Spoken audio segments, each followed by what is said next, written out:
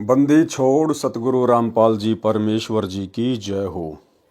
परम पिता परमात्मा सारी सृष्टि के रचनहार कुल मालिक असंख्य ब्रह्मांडों के स्वामी जगत गुरु तीनों लोकों में प्रवेश करके सबका भरण पोषण करने वाले राजाधिराज आत्माधार नाथों के नाथ देवों के देव महादेव सर्वेश्वर महेश्वर मृत्युंजय अजरो अमर आदि अनादि सनातनी प्रभु जगत पिता जगदीश्वर श्री श्री 1008 की उपाधि के वास्तविक अधिकारी अकाल मूर्त शब्द स्वरूपी राम वासुदेव सर्वगतम ब्रह्म परम पूज्य प्रथम पूज्य परम संत परम पुरुष परम धनी परम दयालु सत्य कबीर हक्का कबीर अल्लाह अकबर बाखबर अल्लाह ताला जगत के तारणहार जगत के मुक्तिदाता जगत के जगन्नाथ हारे के सहारे हिंदुओं के राम मुसलमानों के अल्लाह सिखों के वाहिगुरु ईसाइयों के मसीह दया के सागर दया निधि करुणा के सागर करुणा निधि स्वयंभू परिभू संकट मोचन कष्ट हरण मंगल करण दुख भंजन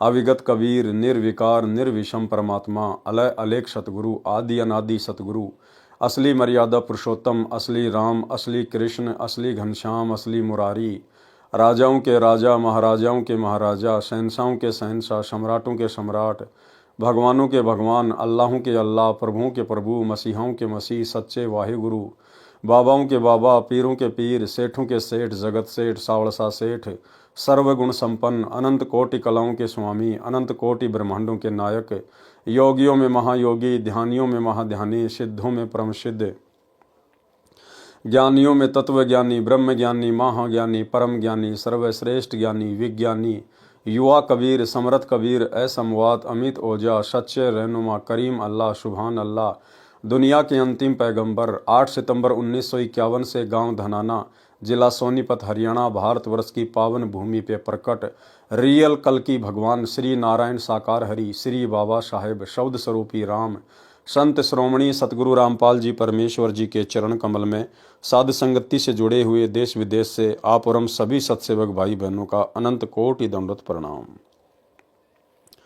सत्साई भाई और बहनों, दया परमपिता परमेश्वर जी की सारी सृष्टि के रचनहार सतगुरु रामपाल जी परमेश्वर जी की जिनके शुभ आशीर्वाद से जिनकी विशेष रजा से आप और हम सभी सत्सेवक भाई बहन साध संगति से जुड़कर गुरुदेव भगवान के तत्व ज्ञान को आधार बनाकर दृढ़ता के साथ अपनी आत्मा के कल्याणार्थ हेतु भक्ति मार्ग पर निरंतर आगे की ओर बढ़ रहे हैं।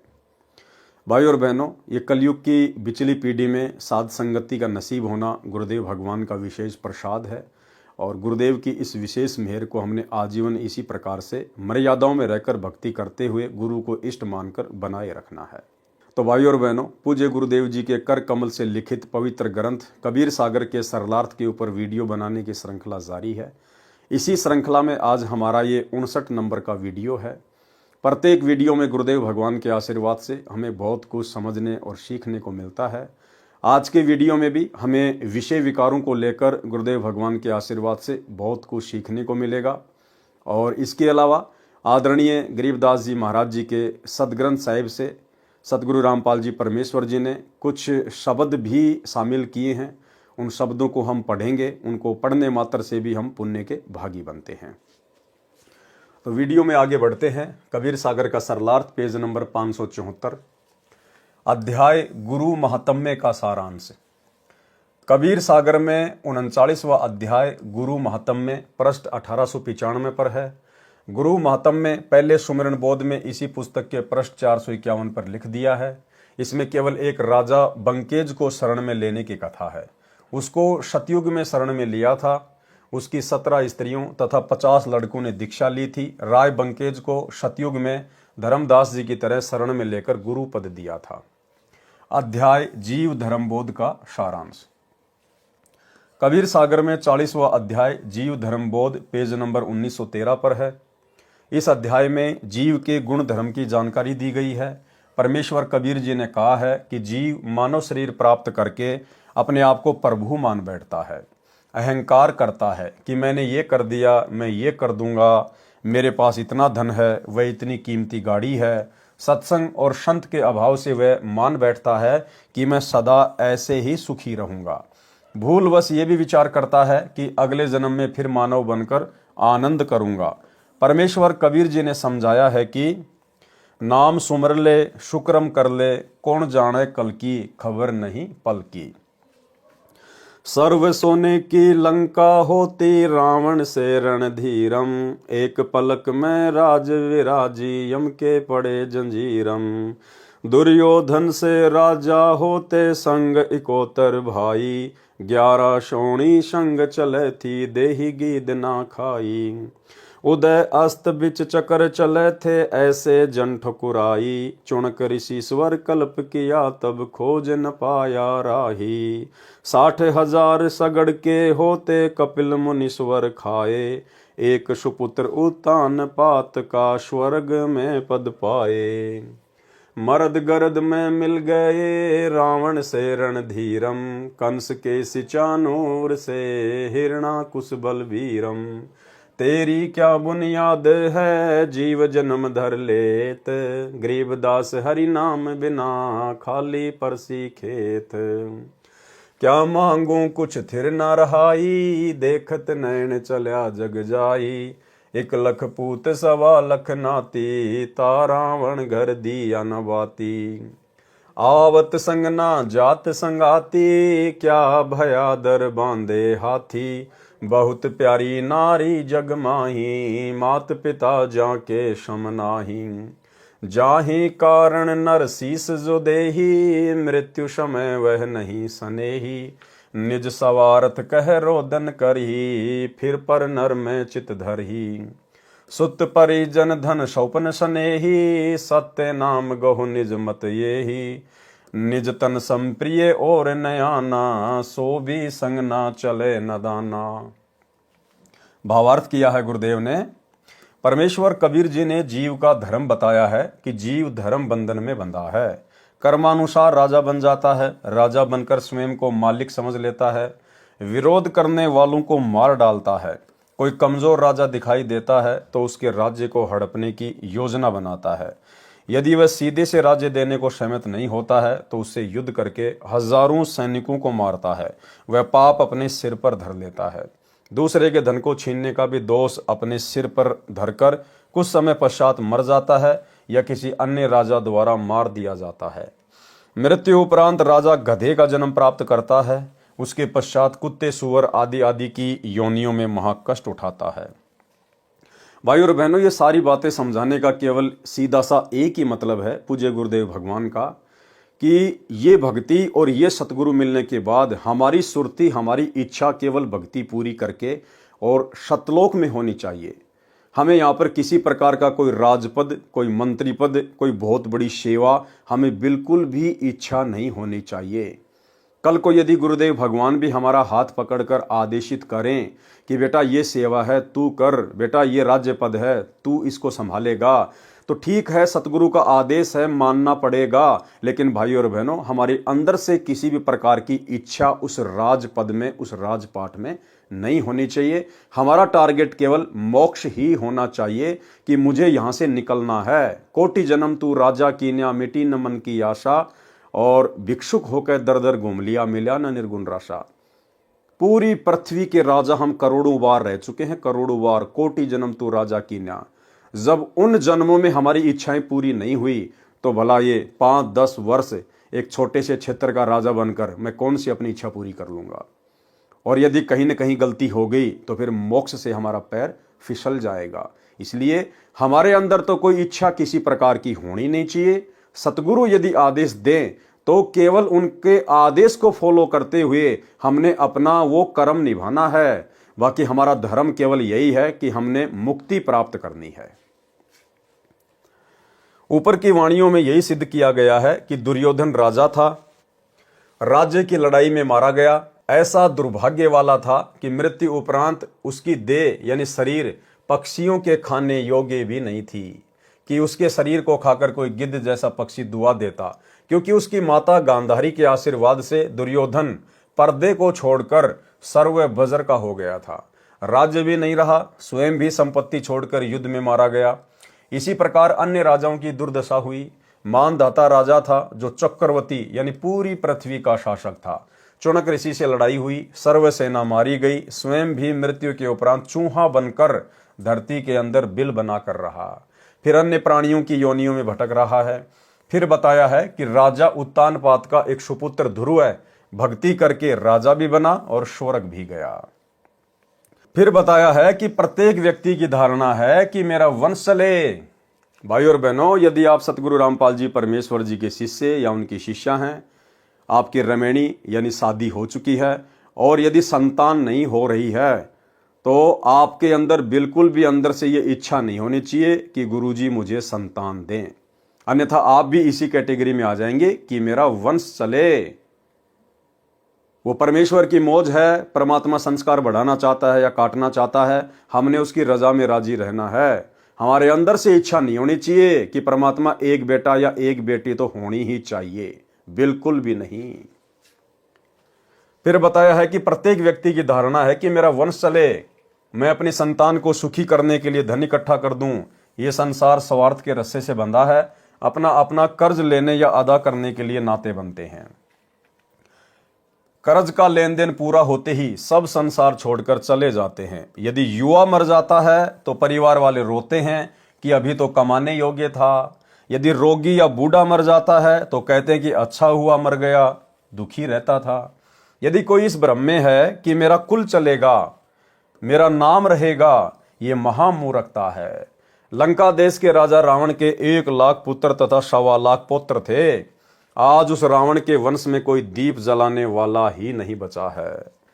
बात करें नाम चलने की, जगत व्यवहार में हम देखते हैं कि दादाजी जो संसार त्याग कर चले गए, कोई याद नहीं करता। कभी जमीनी लेन देन में भले ही नाम पढ़ने को मिले, और पीछे जाएं तो चौथे दादा का नाम तो परिवार को भी याद नहीं होता। जो ये विचार रखता है कि मेरा नाम चल जाए, ये तो आप जी ऊपर पढ़ चुके हैं कि कैसा नाम चलेगा। फिर कुत्ते का जन्म या कुतिया का जन्म प्राप्त करेगा तो फिर कुत्तों में खानदान हो जाएगा। फिर गधा बनेगा तो गधा कुल चलेगा। इस प्रकार परमेश्वर कबीर जी ने एक बात में स्पष्ट कर दिया कि सतनाम सुमर ले और शुक्रम अच्छे धार्मिक कर्म कर ले, मृत्यु कभी भी हो सकती है। फिर क्या पता कहां जन्मेगा। आशा तो लगाए बैठा है 100 वर्ष तक जीवित रहने की, परंतु खबर एक पल की भी नहीं है कब मृत्यु हो जाए। आप तो संपत्ति को अपना मानते हैं, मृत्यु के समय संपत्ति तो दूर की बात है, आपको अपने शरीर के समान तो संपत्ति भी प्रिय नहीं है। ये शरीर भी आपके साथ नहीं जाएगा। फिर अन्य वस्तुओं या धन को अपना मानता है, यह अज्ञान की भांग पी रखी है। परमेश्वर कबीर जी ने कहा है कि कबीर ये माया अटपटी, सब घट आन अड़ी, किस किस को समझाइए कुएं भांग पड़ी। भावार्थ, परमेश्वर कबीर जी ने बताया है कि काल निरंजन ने अज्ञान फैलाकर जीव को भव बंधन में मर्यादाएं बनाकर माया इकट्ठी करके धनी बनने की प्रेरणा करके धन इकट्ठा करने की हवस रूपी भांग पिला रखी है। यानी 21 ब्रह्मांड रूपी कुएं में ये विचारधारा की भांग डाल रखी है, किस किस को समझाऊं कुएं भांग पड़ी। यानी सभी में यही धारणा बनी है कि कोठी बंगला बनाऊं, बड़ी गाड़ी लूं, बड़ा राजनेता बनूं, बड़ा अधिकारी बनूं। ये सब कुछ करके उसको ज्ञान नहीं कि आगे क्या बनेगा, वह ऊपर बता दिया है। इसलिए जीव धर्म को जानकर भक्ति करनी चाहिए। भक्ति का ज्ञान सतगुरु बताता है। सतगुरु के लक्षण क्या हैं, वे जीव धर्म बोध पृष्ठ 1960 पर लिखे हैं, जो निम्न है। गुरु के लक्षण 4 बखाना। प्रथम वेद शास्त्र ज्ञाना, दूजे हरि भक्ति मन कर्म वचन बानी, तृतीय समदृष्टि कर जानी, चौथे वेद विधि सब कर्मा, ये 4 गुरु गुण जानो मर्मा। भावार्थ, परमेश्वर कबीर जी ने स्पष्ट किया है कि गुरु के 4 लक्षण हैं। एक तो यह है कि वह सर्व वेदों तथा शास्त्रों का ज्ञाता होना चाहिए। दूसरे, परमात्मा की भक्ति करे, अन्य देवी या देव की भक्ति नहीं करता, केवल एक पूर्ण परमात्मा की भक्ति करता तथा करवाता है। तीसरा लक्षण है कि वह सब शिष्यों को एक दृष्टि से देखता है, यानी धनी या निर्धन में अंतर नहीं समझता, सबके साथ एक जैसा व्यवहार करता है। चौथा लक्षण पूर्ण सतगुरु का है कि वह सर्व भक्ति कर्म वेद विधि के अनुसार करता तथा करवाता है। यानी जो प्रमाणित वेदों में भक्ति क्रियाएं लिखी हैं वही भक्ति करता तथा अनुयायियों से करवाता है। संत गरीबदास जी ने अपनी अमृतवाणी में कहा है, गरीब सतगुरु के लक्षण कहूं मधुरे बैन विनोद, 4 वेद 60 शास्त्र कहे 18 बोध। भावार्थ, सतगुरु सर्व शास्त्रों का ज्ञाता होता है, उन्हीं से सत्संग करके ज्ञान कहता है। पूर्ण सतगुरु के अन्य लक्षण, सोई गुरु पूरा कहावे, जो 2 अक्षर का भेद बतावे। 2 अक्षर यानी सतनाम। एक लखावे एक छुड़ावे, जब प्राणी निज घर को जावे। संत नानक जी ने भी कहा है कि जेतु पढ़्या पंडित, बिन 2 अक्षर बिन 2 नावा, प्रणवत नानक एक लंगाए, जेकर सच समावा। परमेश्वर कबीर जी ने कहा है कि कहे कबीर अक्षर 2 भाक, होगा खसम तो लेगा राख। 2 अक्षर का भेद उपरोक्त महापुरुषों श्री नानक देव जी तथा परमेश्वर कबीर जी तथा संत गरीबदास जी के अतिरिक्त कोई नहीं जानता था, या अब मुझ दास पर कृपया हुई है। सतनाम में 2 अक्षर हैं, एक ओम है, दूसरा अक्षर उपदेशी को दीक्षा के समय बताया जाता है। श्रीमद् भगवद गीता अध्याय 17 मंत्र 23 में कहा है कि सच्चिदानंद घन ब्रह्म यानी परमेश्वर की भक्ति 3 मंत्रों ओम तत्सत का जाप करने का निर्देश है। सृष्टि की आदि में तत्वदर्शी संत यही भक्ति करते तथा कराते थे। सृष्टि की आदि में, सृष्टि की आदि क्या होती है भाई और बहनों? सृष्टि की शुरुआत में तत्वदर्शी संत यही भक्ति करते तथा कराते थे। सृष्टि की आदि में तो कौन हुआ तत्वदर्शी संत? स्वयं कबीर भगवान। मनुष्य भी जीव है, ये जीव विशेष में गिना जाता है। अन्य सामान्य जीव हैं। मानव जीव को अपना मोक्ष कराने का अवसर प्राप्त होता है, जो अन्य जीवों को नहीं होता है। जीव धर्म बोध में मानव के लिए प्रेरणा है।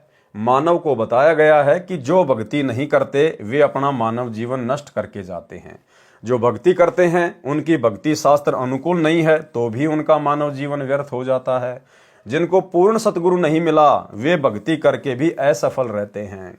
जो भगत एक पूर्ण परमात्मा की भक्ति न करके अन्य देवी देवताओं या तीर्थों व्रतों तक सीमित हैं, वे भी मानव जीवन का वास्तविक लाभ नहीं उठा पाते। जो ब्रह्म की साधना करते हैं वे भी पूर्ण मोक्ष प्राप्त नहीं करते।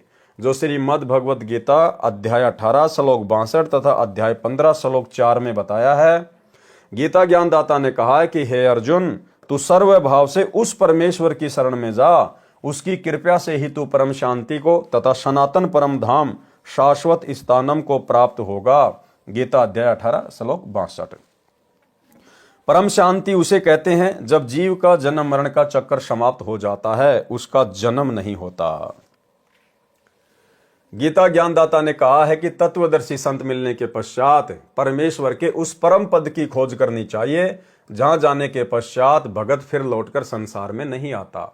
उस परमेश्वर की भक्ति करो जिसने इस संसार रूपी वृक्ष की रचना की है। गीता अध्याय 15 श्लोक 4। गीता अध्याय 8 श्लोक 16 में कहा है कि जो ब्रह्म साधना करते हैं वे ब्रह्मलोक में जाते हैं। ब्रह्मलोक गए प्राणी भी पुनरावर्ती यानी जन्म मरण को बार बार प्राप्त करने वाली स्थिति को पुनरावर्ती कहते हैं, उसी में है। ब्रह्मलोक में गए साधक भी पुण्य समाप्त होने के पश्चात पुनः लौटकर संसार में आते हैं, वे जन्म मरण में रहते हैं। उपरोक्त परमाणु से सिद्ध हुआ कि परमेश्वर की भक्ति के अतिरिक्त यदि किसी अन्य भगवान की भक्ति इष्ट रूप में की जाती है तो उससे न तो सनातन परम धाम यानी सतलोक प्राप्त होता है, न जन्म मरण समाप्त होगा, यानी परम शांति प्राप्त नहीं होगी। परम शांति सनातन परम धाम केवल परमेश्वर यानी सत्य पुरुष जी की भक्ति से प्राप्त होते हैं, जो पूर्ण सतगुरु ही यथार्थ साधना तथा ज्ञान बताता है। जीव धर्म बोध में बस विशेष ज्ञान तो इतना ही है, परंतु इसमें अधिक विस्तार से ज्ञान दिया है, जिसको कबीर पंथियों ने बहुत खराब भी कर रखा है, मिलावट की हद पार कर रखी है। उदाहरण के लिए कबीर सागर में जो ज्ञान है वह कबीर साहब का बताया हुआ ही सत्य है। कबीर सागर धर्मदास जी ने विक्रमी संवत 1550 सन 1497 के आसपास लिखा था।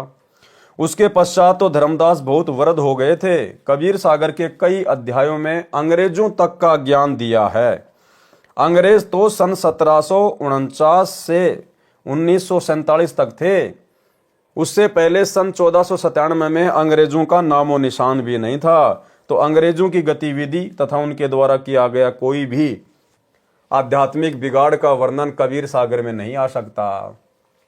यानी धर्मदास जी के वंशजों ने अंग्रेजों का ज्ञान भी कबीर सागर में ठोक दिया, जिस समय भारत में अंग्रेजों को कोई जानता भी नहीं था। जैसे जीव धर्मबोध पृष्ठ 2054 पर लिखा है कि अंग्रेजों के ग्रंथों में लिखा है कि 2 बंदर बिना पूंछ के हैं, दो पैरों से मनुष्य की तरह चलते हैं, दोनों हाथों से कार्य करते हैं। फिर लिखा है कि अंग्रेजी के अखबार में लिखा है कि दो मनुष्य पूंछ वाले देखे गए हैं। अंग्रेजों के ग्रंथन माही, बिन पूंछ वानर ये आही। अंग्रेजी के अखबार बखाने, द्वय मानुष दूमकार लखाने। दोनों पगते नर ज्यों चाले, दोनों हाथ काम में डाले। हवस देश के जंगल जवहां, द्वय मानुष दूम युक्त रहे तवहां। अब बताओ कौन समझ सकता है परमात्मा के बिना? कौन संदेह व्यक्त करेगा कि भैया कबीर जी की वाणियां नहीं होंगी? इसी प्रकार से काल ने कबीर पंथियों से सेट करवा रखी है। अंग्रेजों के अखबार तक का नाम लिख दिया गया। बताओ, उस समय ना तो कोई अंग्रेज जानता था, ना उस समय अमेरिका की खोज हुई थी, लेकिन जबरदस्ती काल प्रेरणा से कबीर पंथियों ने क्या क्या ठोक दिया। जीव धर्म बोध पृष्ठ 2055 पर लिखा है कि अमेरिका में एक दादुर मेंढक है। जब वह रोता है तब अमेरिका में कलेश यानी झगड़ा होता है। बताओ, कबीर पंथियों ने लिख दिया कि अमेरिका में एक ऐसा मेंढक है, जब वो मेंढक रोता है तो घर घर में झगड़ा शुरू हो जाता है। इतनी मिलावट कर रखी है। दादुर एक अमेरिका देसा, रुदन करे जब लह कलेशा। विचार करें, परमेश्वर कबीर जी सशरीर सतलोक सन 1518 में गए। उस समय तक न तो कोई अखबार प्रचलित था और न अंग्रेजी भाषा थी, न कोई अमेरिका देश का नाम जानता था। इससे सिद्ध है कि कबीर सागर में यह मिलावट की गई है। परमेश्वर कबीर जी की कृपा से अब यथार्थ ज्ञान प्रकाशित किया जा रहा है। इसी प्रकार अन्य पृष्ठों पर गड़बड़ी कर रखी है जो त्यागने योग्य है। इसलिए कबीर सागर का सरलार्थ पुस्तक बनाई है, जो सत्य असत्य को भिन्न भिन्न करके बनाई है। जीव धर्मबोध पेज 5 और 6 पर दोहे हैं। कौन धर्म है जीव को, सब धर्मन सरदार। जाते पावे मुक्ति गति, उतरे भव निधि पार। जब लो नहीं सतगुरु मिले, तब लो ज्ञान नहीं होए। ऋषि सिद्धि तपते लहे, मुक्ति का पावे कोई। भावार्थ, जीव क्या धर्म यानी गुण है। मनुष्य का धर्म यानी मानव धर्म सब धर्मों का मुखिया है। जीव हमारी जाति है, मानव धर्म हमारा। हिंदू मुस्लिम सिख ईसाई धर्म नहीं कोई न्यारा। ये दोहा मुझदास रामपाल दास द्वारा निर्मित किया गया है। मनुष्य जन्म प्राप्त जीव का धर्म मानवता है। यदि मानव में मानवता यानी इंसानियत, नेक चाल चलन, अच्छा व्यवहार नहीं है तो वह अन्य जीवों जैसा तुच्छ प्राणी है। अन्य जीव यानी पशु पक्षी जलचर क्या करते हैं? दुर्बल का आहार छीनकर खा जाते हैं, दुर्बल के साथ मारपीट करते हैं, मारकर भी खा जाते हैं। किसी असहाय पशु को घाव हो जाता है तो कौवे नोच नोच कर खाते हैं। वर्तमान में डिस्कवरी फिल्मों में देखने को मिलता है कि जंगल में घास चर रहे भैंसे को 5-6 शेर शेरनी घेर कर उसके ऊपर चढ़कर तथा आगे पीछे से फाड़ कर खाते हैं। भैंसा गिर जाता है, चिल्ला रहा है, शेर मस्ती से जीवित को खा रहे हैं। अन्य पशुओं जैसे गाय, जंगली मृग, नीलगाय आदि, नीलगाय को तो गर्दन दबाकर पहले मारते हैं, उसकी गर्दन को तब तक दबाए रखते हैं जब तक मर न जाए, फिर खाते हैं। परंतु भैंसे की गर्दन उनसे दब नहीं सकती थी, इसलिए जिंदा को खा रहे थे। इसी प्रकार वे मनुष्य हैं जो दुर्बल की संपत्ति पर कब्जा कर लेते हैं, लूट लेते हैं, चोरी कर लेते हैं। दुर्बल परिवार की बहन बेटियों से भी बदसलूकी यानी दुर्व्यवहार करते हैं, इज्जत तक लूट लेते हैं। ऐसे धर्म गुण वाला मानव पशु श्रेणी में आता है। भले वह मानव दिखाई देता है, उसका नाम मानव है, उसमें गुण मानव के नहीं है। जब तक जीव में मानवता नहीं है तो वह मानव शरीर में भी जानवर है, उसमें गुण मानव के नहीं है। जब तक जीव में मानवता नहीं है तो वह मानव शरीर में भी जानवर है। इस जीव धर्म बोध अध्याय का बस इतना ही सारांश है, फिर भी प्रत्येक पृष्ठ का थोड़ा थोड़ा विश्लेषण करता हूं। जीव धर्म बोध पृष्ठ 7 से 21 तक का सारांश। पृष्ठ 6 का सारांश ऊपर कर दिया गया है। अब पृष्ठ 7 से 21 तक का सारांश वर्णन करता हूं। पृष्ठ 7 से 21 तक बताया है कि जीव को काम यानी भोग विलास की इच्छा, क्रोध, मोह, लोभ तथा अहंकार विशेष प्रभावित करते हैं। ये 5 विकार कहे गए हैं। इनके सूक्ष्म स्वरूप को इनकी प्रकृति कहा जाता है, जो संख्या में प्रत्येक की 5-5 हैं, जो 25 प्रकृति कहलाती हैं। जीव धर्म बोध पृष्ठ 7 पर विशेष ज्ञान है, जो श्रीमद् भगवद गीता अध्याय 13 से मेल करता है। नाम शरीर क्षेत्र सो जाना, तेहि अंदर बाहर का ज्ञान। जो विकल्प कारण गाई, चित शक्ति क्षेत्रज कहाई। नाम तासु क्षेत्रज कहीजे, सो सब वासना से भीजे। इस पृष्ठ पर एक वाणी पुराने कबीर सागर में है जो नहीं लिखी गई है। क्षेत्री नाम जीव कहलाई, जाको ये देही दीनी साई। भावार्थ, शरीर को क्षेत्र यानी खेत कहते हैं। जिस जीव को शरीर प्राप्त होता है वह क्षत्रिय कहा जाता है। जो इस क्षेत्र यानी शरीर की रचना को जानता है वह क्षेत्रज कहा जाता है। क्षेत्रज मन यानी काल निरंजन कहा जाता है, क्योंकि जब तक मानव शरीरधारी जीव सतगुरु शरण में नहीं आता तब तक मन सर्व भोग का आनंद शरीर के द्वारा लेता है। इसलिए वाणी में लिखा है कि मन सब वासना में भीगा रहता है। जब पूर्ण सतगुरु मिल जाता है तो इस क्षेत्र रूपी शरीर का यथार्थ प्रयोग प्रारंभ होता है। श्रीमद् भगवद गीता अध्याय 13 श्लोक 1, 2 तथा 33 में उपरोक्त प्रमाण है।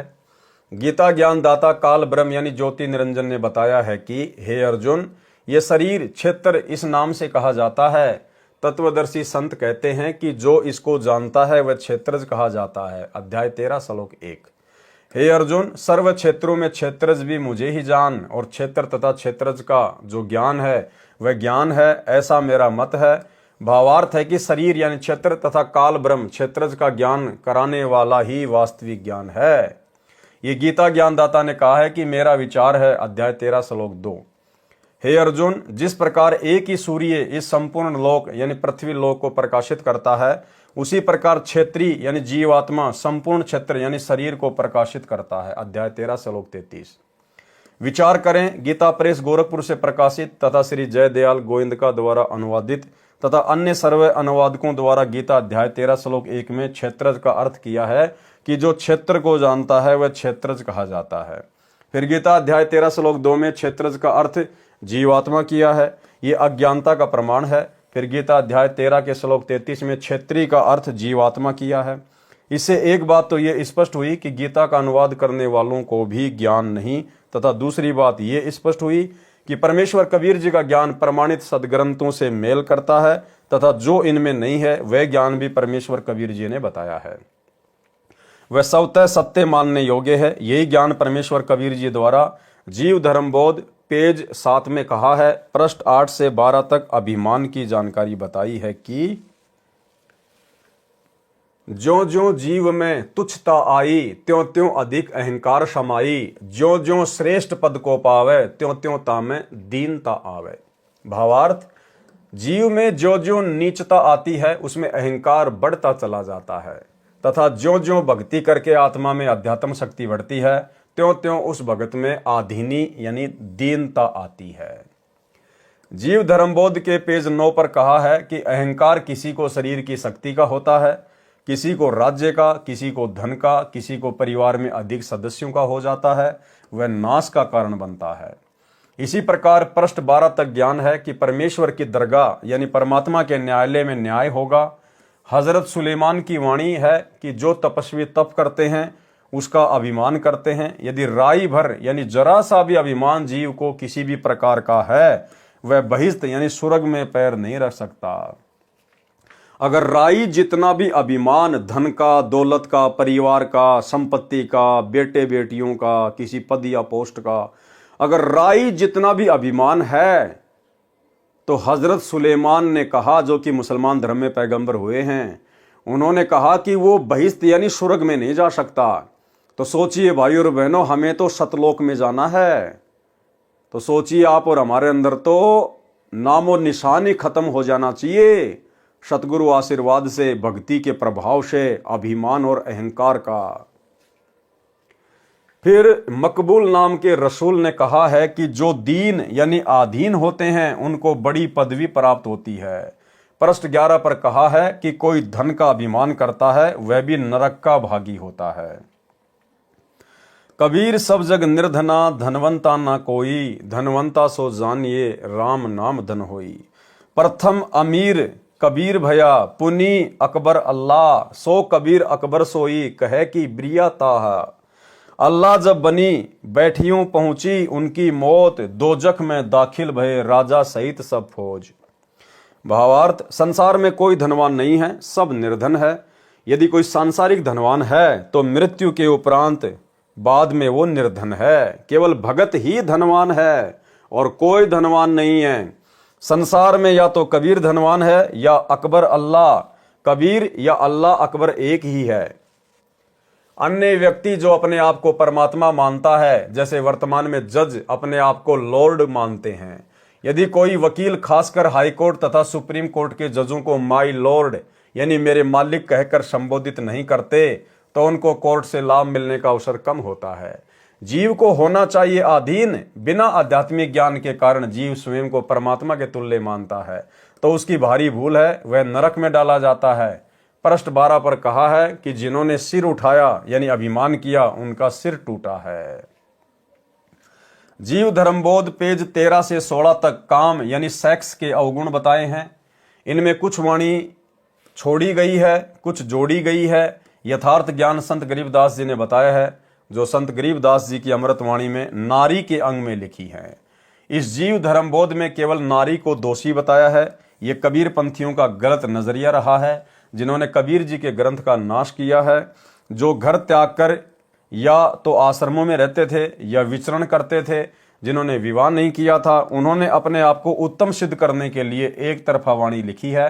जो नारी पक्ष की वाणी थी वे काट दी गई हैं। संत गरीबदास जी ने अपनी वाणी में परमेश्वर कबीर जी की विचारधारा लिखी है।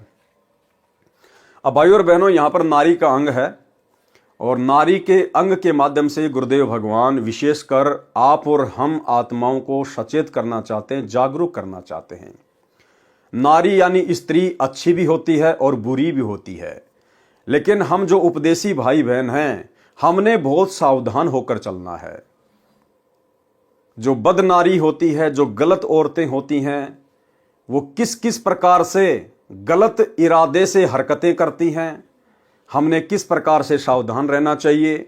हमने केवल उनको आयु अनुसार अपनी बहन बेटी या माँ की नज़र से ही देखना चाहिए। और यदि हम यहाँ शरीर में रहते सहते अपनी आदतों को नहीं सुधारते हैं तो भाइयों और बहनों, शरीर छूटने के बाद सूक्ष्म शरीर में हमारे अंदर वही विषय वासना रहेंगी, वही हमारी सोच रहेगी और हम काल के द्वारा अपने झांसे में ले लिए जाएंगे। तो यह गरीबदास जी के सदग्रंथ साहिब से परमेश्वर ने कामी नर के अंग से कुछ वाणियाँ ली हैं, जिनको हम पढ़ेंगे गुरुदेव भगवान के आशीर्वाद से, क्योंकि ये वाणियाँ स्वयं सिद्ध हैं। गुरुदेव भगवान ने अपने कर कमल से लिखी हैं, तो इनको सुनने मात्र से भी हम ढेर सारे पुण्य के भागी बनेंगे। गरीब कामी करता ना भजै, हृदय सूल बबूल, ज्ञान लहरी फीकी लहरी,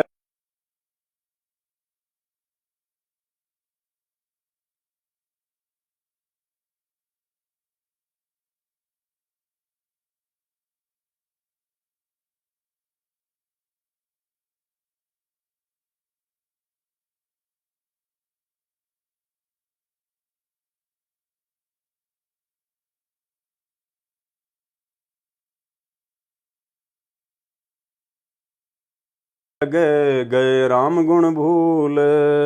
गरीब कामी कमंद चढ़ नहीं, हृदय चंचल चोर, जाका मुख नहीं देखी ये पापी कठिन कठोर। गरीब कामी तजै ना कामना, अंतर बसै कुजान, साधु संगति भावे नहीं, जुगन जुगन का स्वान। गरीब कामी तजै ना कामना, हृदय जाका बंक, जमपुर निश्चय जाएगा, ज्ञानी मिलो असंख। गरीब कामी तजै ना कामना, काला मोंडा ताही, जमपुर निश्चय जाएगा, मोसी गिने ना माए। गरीब कामी तजै ना कामना, ना हृदय हरि हेत, जमपुर निश्चय जाएगा, सारे कुटुंब समेत।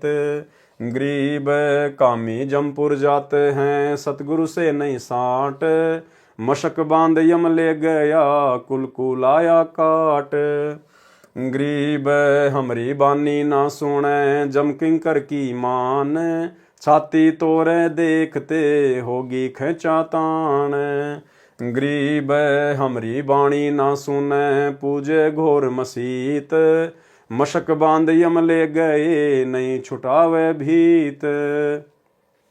अब देखो यहां परमात्मा ने क्या कहा है, गरीब हमरी बाणी ना सुने, हमरी बाणी ना सुने, यानी आज सतगुरु रामपाल जी परमेश्वर जी ने हमें जो अनमोल ज्ञान दे दिया है, जो सत्संग करके छोड़ दिए हैं, जो भक्ति मर्यादा हमें बता दी गई हैं, जो उनके ऊपर नहीं चलेगा, जो मर्यादा तोड़ेगा, सत्संगों के विरुद्ध चलेगा, जैसा कि वर्तमान में गुरुदेव का कलयुगी परिवार, सभी सतलोक आश्रम वाले भाई बहन उस कलयुगी परिवार के पीछे पीछे परमेश्वर की वाणियों को फॉलो नहीं कर रहे। गुरुदेव भगवान ने कहा कि बच्चों आपने तो मैच देखना भी नहीं है, कोई अगर ताश भी खेल रहा है तो आपने सहयोग भी नहीं करना है, हमने कोई भी स्पोर्ट्स की एक्टिविटीज में भाग नहीं लेना, खेल कूद में भाग नहीं लेना है, हमारा समय और समासें दोनों बर्बाद होंगी, हमारे भाव बिगड़ेंगे। इसके बावजूद सतगुरु रामपाल जी परमेश्वर जी के कलयुगी परिवार ने धनाना गांव में 1 करोड़ रुपए की लागत से गांव वालों के लिए बैडमिंटन का स्टेडियम बना दिया, और पैसा किसका, भगत समाज का। और भी बहुत सारे कुकर्म जो आप जी आए दिन देखते रहते हैं। हरियाणा के गोहाना में जाट धर्मशाला बन रही है, उसका 5वां फ्लोर बनाने का ठेका गुरुदेव के बड़े लड़के वीरेंद्र ने ले लिया, जाट समाज में अपनी प्रसिद्धि के लिए, अपने भाईचारे को निभाने के लिए, जो तकरीबन 1 करोड़ रुपए का बनेगा। धनाना आश्रम में बहुत बड़े हॉस्पिटल का काम शुरू कर दिया गया, गुंडों की सीबीआई जांच का समर्थन करवा दिया गया, 5 लाख रुपए राजपूत करणी सेना को आनंदपाल सिंह की सीबीआई जांच के लिए दे दिए गए। हरियाणा के जाट आरक्षण में करोड़ों रुपया भक्तों का बर्बाद कर दिया, चंदे के रूप में दे दिया गया। और भी ना जाने कितने कुकर्म आए दिन ये लोग करते रहते हैं। 2019 में कांग्रेस का समर्थन, 2024 में बीजेपी का समर्थन। तो यहां परमेश्वर वही बात कह रहे हैं, गरीब हमरी बाणी ना सुने, जम किंकर की मान, जम किंकर की मानता है, जो काल प्रेरणा है उसके आधार से चलते हैं। छाती तोड़े देखते होगी खेचा तान, ऊपर उनकी छाती तोड़ेगा काल। फिर गरीब हमरी बाणी ना सुने, पूजे घोर मसीत, मशक बांध यम ले गए नहीं छुटावे भीत।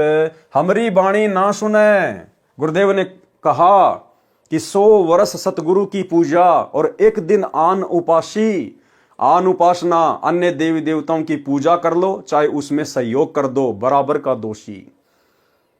तो क्या कहा गुरुदेव ने, 100 वर्ष सतगुरु की पूजा 1 दिन आन उपासी, वो अपराधी आत्मा फिर पड़े काल की फांसी। सतलोक आश्रम मैनेजमेंट हरियाणा ने श्री राम मंदिर अयोध्या में उन आन उपासकों के लिए आन उपासना को बढ़ावा देते हुए 1 महीने का अयोध्या में भंडारा लगा दिया। जम किंकर की बातें मानी जा रही हैं, सतगुरु की वाणियों पे नहीं चल रहे। गरीब हमरी बाणी ना सुने, पूजे घोर मसीत, मशक बांध यम ले गए नहीं छुटावे भीत। गरीब हमरी बाणी ना सुने, देवल पूजन जाए, मशक बांध यम ले गए जुगन जुगन डकाए। गरीब हमरी बाणी ना सुने, ना सतगुरु का भाव, मशक बांध यम ले गए देकर बहुत संताव।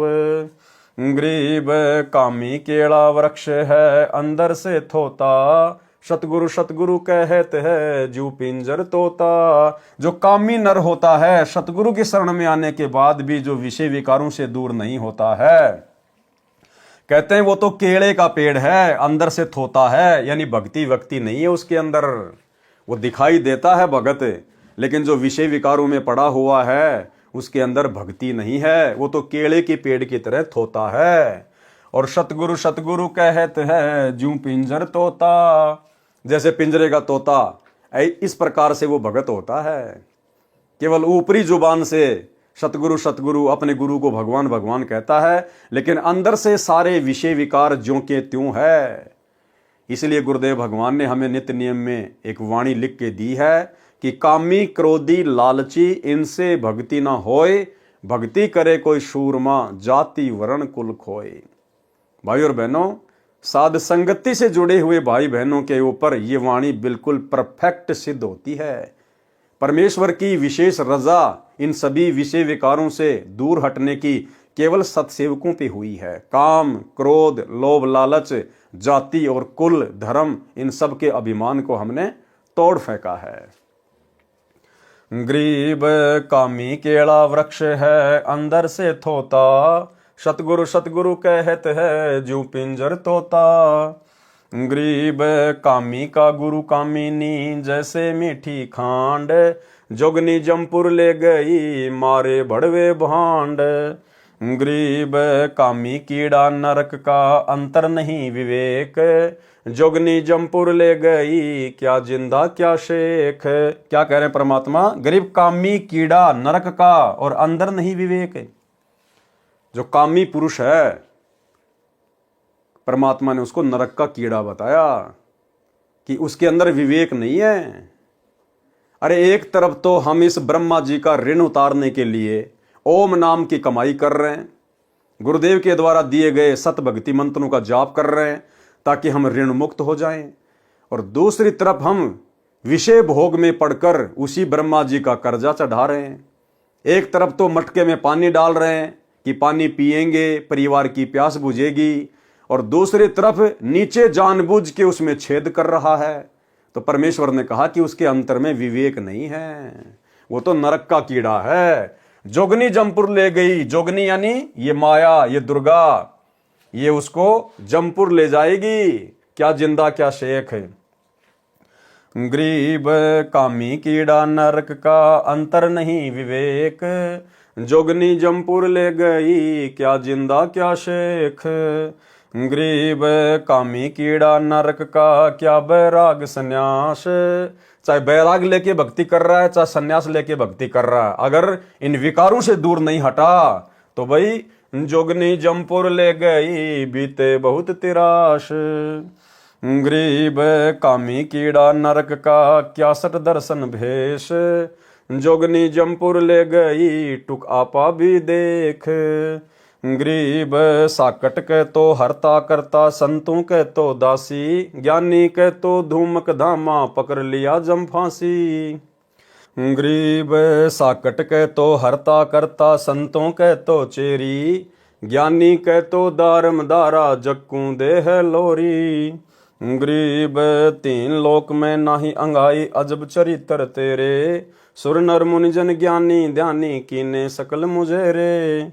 गरीब इंद्र के अर्धंगी नारी भई उर्वशी हूर, तीन लोक में डंका डाकनी मार लिए सब घूर। गरीब लोकपाल तो लूट लिए हैं नारद से मुनि ध्यानी, पारा ऋषि शिरंगी ऋषि मोहे सुन ले अकत कहानी। गरीब अजय पाल का किया अलूफा पकड़ी मछंदर खाया, कच्छ देश में गोरख पकड़े सतगुरु अन्न छुटाया। गरीब गोपी चंद भरतरी होते छोड़ गए अर्धंगी, सुखदेव आगे हुरंबा आई हो नाची है नंगी। गरीब बोले सुखदेव सुंदरी दूती तू हमरे क्यों आई, हम तो बाल जति बैरागी तू है हमरी माई। अब देखो भाइयों और बहनों, ये परीक्षाएं तीन लोक की भक्ति करने वालों की भी परमात्मा परीक्षा लेता है कि वे उन लोकों में जाने योग्य हैं या नहीं हैं। जब राजा जनक ने सुखदेव ऋषि को नाम दीक्षा देनी थी, उससे पहली सुखदेव का एक अलग से कमरे में उसके सोने की व्यवस्था कर दी, और रात्रि में राजा जनक ने उसकी परीक्षार्थ एक लड़की भेजी, उसके हाव भाव जानने के लिए कि ये उपदेश के योग्य भी है या नहीं है। और जब वो लड़की वहां गई तो सुखदेव ऋषि सहम गया और एक कोने में बैठ गया और कहा कि हे बहन, हे बेटी, हे माई, तू यहां क्यों आई है, तू यहां से चली जा। बहुत अच्छी बात थी, परमात्मा ने कहा कि यह भी बहुत अच्छी बात है, लेकिन उसको इतना भी नहीं डरना चाहिए था। अगर उसके पास में सत्य ज्ञान होता, यदि वो पूर्णतया से एक भगत होता, तो उसको इतना भी नहीं डरना चाहिए था उससे, औरत से। अगर वो लड़की वहां चली भी गई तो आराम से शांत भाव में रहता और उससे परमात्मा की चर्चा करनी चाहिए थी, उसको परमात्मा का ज्ञान समझाना चाहिए था, अपनी बहन बेटी की दृष्टि से उसको देखकर। लेकिन सुखदेव डर गया, सहम गया और एक कोने में जाके बैठ गया और कहा कि बहन तू यहां से चली जा। तो ये भी एक भगत की कमजोरी होती है। अगर वो इस प्रकार से भी व्यवहार करता है तो कहीं न कहीं उसके अंदर कमजोरी है कि कहीं मैं विचलित ना हो जाऊं ज्यादा समय तेरे पास में बैठ के। जबकि सतगुरु के भगत के अंदर यह होना चाहिए कि यदि सतगुरु हमारी परीक्षा के लिए कभी कभार ऐसी कोई परिस्थिति भी पैदा कर दे तो हमने सहमना नहीं चाहिए, डरना नहीं चाहिए। हमने परमात्मा की चर्चा करनी चाहिए, वो हमारी बहन है। हमें गुरुदेव भगवान ने बताया कि पर नारी को देखिए बहन बेटी के भाव, कहे कबीर काम नाश का यही सहज उपाय। हम तो उसको सृष्टि रचना सुनाएंगे परमात्मा की, पूरी रात में तो हमारी सृष्टि रचना खत्म नहीं होगी, सुबह अपने आप चली जाएगी उठ के। उसका भी भला हमारा भी भला, एक ने कही दोनों ने मानी, कहे कबीर वो दोनों ज्ञानी। तो यदि कभी कभार हमारी भी परमात्मा परीक्षा ले ले, और लेगा परमात्मा, परिस्थिति चाहे कैसी भी बनानी पड़े, चाहे आपको अनजान रास्ते में कोई बहन बेटी मिले, या वैसे आप कहीं ट्रेन में जा रहे हैं, आप किसी बस में जा रहे हैं, आपके बराबर में आके कोई बहन बेटी बैठ गई है, उसका पैर आपके पैर से स्पर्श हो रहा है, उसका कंधा आपके कंधे से स्पर्श हो रहा है, चाहे बहन के पास कोई भाई आके बैठो या भाई के पास कोई बहन आके बैठो, तो वो उन भक्तों की परीक्षा होगी, चाहे स्त्री हो चाहे वो पुरुष हो। तो हमने तो केवल अपनी बहन बेटी समझकर ही बैठना है, और हमने अपनी सुरती को अपने परमात्मा के चरणों में उनके सुमरण में रखना है। तो इस प्रकार से सतगुरु भी भक्तों की परीक्षा लेगा, जैसे राजा जनक ने सुखदेव की ली थी। गरीब गोपी चंद भ्रतरी होते छोड़ गए अर्धंगी, सुखदेव आगे हुरंबा आई हो नाची है नंगी। गरीब बोले सुखदेव सुंदरी दूती तू हमरे क्यों आई, हम तो बाल जति बैरागी तू है हमरी माई। गरीब मैं तुम्हारी अर्धंगी नारी तू हमरा भरतार, स्वर्ग लोक से हम चल आई देखो नाच सिंगार। गरीब तुम्हारी नजर कुटिल है दूती कड़वे नैन कटारे, माता को तो नाता राखो हम हैं पुत्र तुम्हारे। गरीब सुल्तानी तज बलक बुखारा 16 सहन सहेली, 18 लाख तुरा जिन छाड़या बंके बाग हवेली। गरीब नारी नाही नाहरी बागनी बुरी बलाए, नागनी सब जग डस लिया सतगुरु कर सहाय। अब क्या कह रहे हैं परमात्मा कि सभी नारियां भी गलत नहीं है। नारी नाही नाहरी, नाहरी होती है बागनी। तो परमात्मा कहते हैं सभी औरतें गलत नहीं होती हैं। हां, जो औरतें जानबूझ के गलत हरकतें करती हैं वो तो बागनी के समान है। शेर की जो पत्नी होती है, शेरनी कहते हैं, वो तो शेरनी के समान है। जो गलत होती है, जिसकी नीयत गलत होती है, उससे तो भगत ने दूरी ही बना के रहना चाहिए। गरीब नारी नाही नाहरी बागनी बुरी बलाए, नागनी सब जग डस लिया सतगुरु करे सहाय। गरीब नारी नाही नाहरी बागनी बुरी बलाए, नागनी सब जग डस लिया सतगुरु लिए छुटाए। गरीब सब जग घाणे गा लिया बड़ी मचाई रोल, तपी उदासी ठग लिए ले छोड़े जमपोल।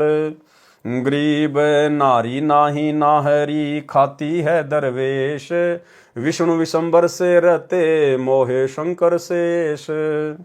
गरीब नारी नाही नाहरी सिर टोरा रविचंद, 33 देवा डैसे पकड़ लिए हैं इंद। गरीब नारी नाही नाहरी बागनी है मैं मंत, ब्रह्मा का मंडी गया कहाँ करेंगे पंथ। गरीब नारी नाही नाहरी बागनी है मैं मंत, जीव बापरे की कौन चलावे पकड़ लिए भगवंत।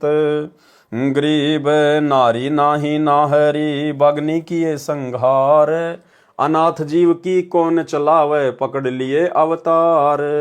जब भैया इस माया ने, इस दुर्गा ने, इस नारी ने ब्रह्मा विष्णु महेश जैसों को और उनके अवतारों को नहीं बख्शा, तो भला आम जीव की क्या औकात है जो इस माया के भयंकर षड्यंत्र से, भोग विलास से बच सके।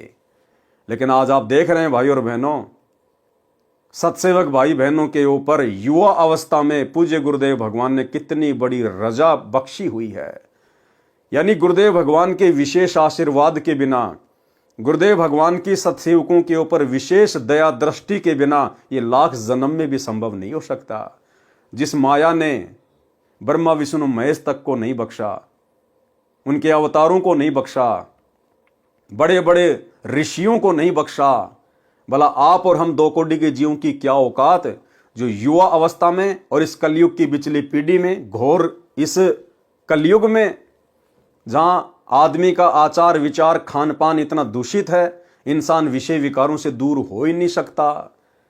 तो ये सतगुरु की विशेष रजा, विशेष मेहर सत्सेवकों के ऊपर। और भाई और बहनों, हमने इसी प्रकार आधीनी के साथ प्रतिदिन अपने गुरुदेव भगवान को दंडवत करते हुए रोजाना उनसे विनम्र भाव से आधीनी से कि हे गुरुदेव भगवान, अपने दास पर, अपनी दासी पर इसी प्रकार से दया बनाए रखना परमात्मा। यदि आपकी नजर एक क्षण के लिए भी हट गई परमात्मा, ये माया, ये काल, ये तो मुंह फाड़ कर खड़ा है, खाने के लिए मुंह फाड़ कर। गरीब नारी नाही नाहरी, बगनी है मैं मंत, जीव बापरे की कौन चलावे, पकड़ लिए भगवंत। गरीब नारी नाही नाहरी, बगनी किए संघार, अनाथ जीव की कौन चलावे, पकड़ लिए अवतार। गरीब नारी नाही नाहरी, बगनी है मैं मंत, सतगुरु के प्रताप से उबरे कोई एक संत। सतगुरु के प्रताप से उबरे कोई एक संत। और एक छोटा सा सत्संग गुरुदेव भगवान का, हिसार जेल से आई हुई ऑडियो। गुरुदेव भगवान ने स्पष्ट कर दिया कि अगर सतगुरु की रजा ना हो तुम इससे बच नहीं सकते, तुम तो मन में विचार भी नहीं कर सकते। यानी आज जितने भी सत्सेवक भाई बहन हैं जो विषय वासनाओं से दूर है, अपनी भक्ति को प्रथम महत्व देते हुए निरंतर आगे बढ़ रहे हैं, गुरुदेव भगवान ने स्पष्ट कर दिया कि सतगुरु की विशेष कृपा और रजा के बिना आदमी इनसे दूर नहीं हो सकता। यानी वर्तमान में हम सत्सेवकों के ऊपर हिसार जेल में बैठे हुए अंतर्यामी सर्वशक्तिमान सतगुरुदेव भगवान का कितना बड़ा आशीर्वाद है। सुनिए सत्संग। गण गंधर्व इंद्र लर्जे, धन मात पिता जिन सिरजे, भया सपतपुरी में साका, सुल्तानी मार्ग बाका। कदे सपतपुरी ऊपर वहां भी साका माच गया, किसा गजब कर दिया उसने तो भगवान। इतनी हिम्मत सबकी नहीं हो सकती। नोना वेरा गुरु कुमार से कुंभ है, गड़गड़ काटे खोट, अंदर हाथ दे ले बेला, अंदर हाथ सहारा दे के ऊपर मारे चोट। साथ था दाता, अंदर से हिम्मत दी, ना कहने की बातें छुट्टा ना करता। ये तो बहुत बड़ा छोटा था। अंदर से हिम्मत दी, ना कहने की बातें छुट्टा ना करता। ये तो बहुत बड़ा छोटा था। अंदर से हिम्मत दी, ना कहने की बातें छुट्टा ना करता। ये तो बहुत बड़ा छोटा था। मारे जैसे चटकुंजिया पे ये छोटा सा काम ना छूटे। कहते रंडी ठंडी ना तुझे ये नरकी ये काग, मुल्क बुखारा छोड़ दिया।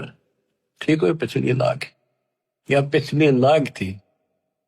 इब हम तक केता बालक अनजान सांप ने पकड़न भाग ले, माँ बाप के पकड़ ले, रो चेहरा जीरो उठा के दूर भाग जाएंगे उससे।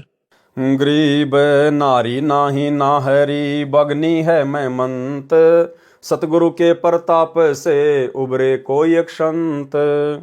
बगनी आई रे बगनी, बगनी आई रे बगनी, नागनी खाती है ठगनी, नागनी खाती है ठगनी।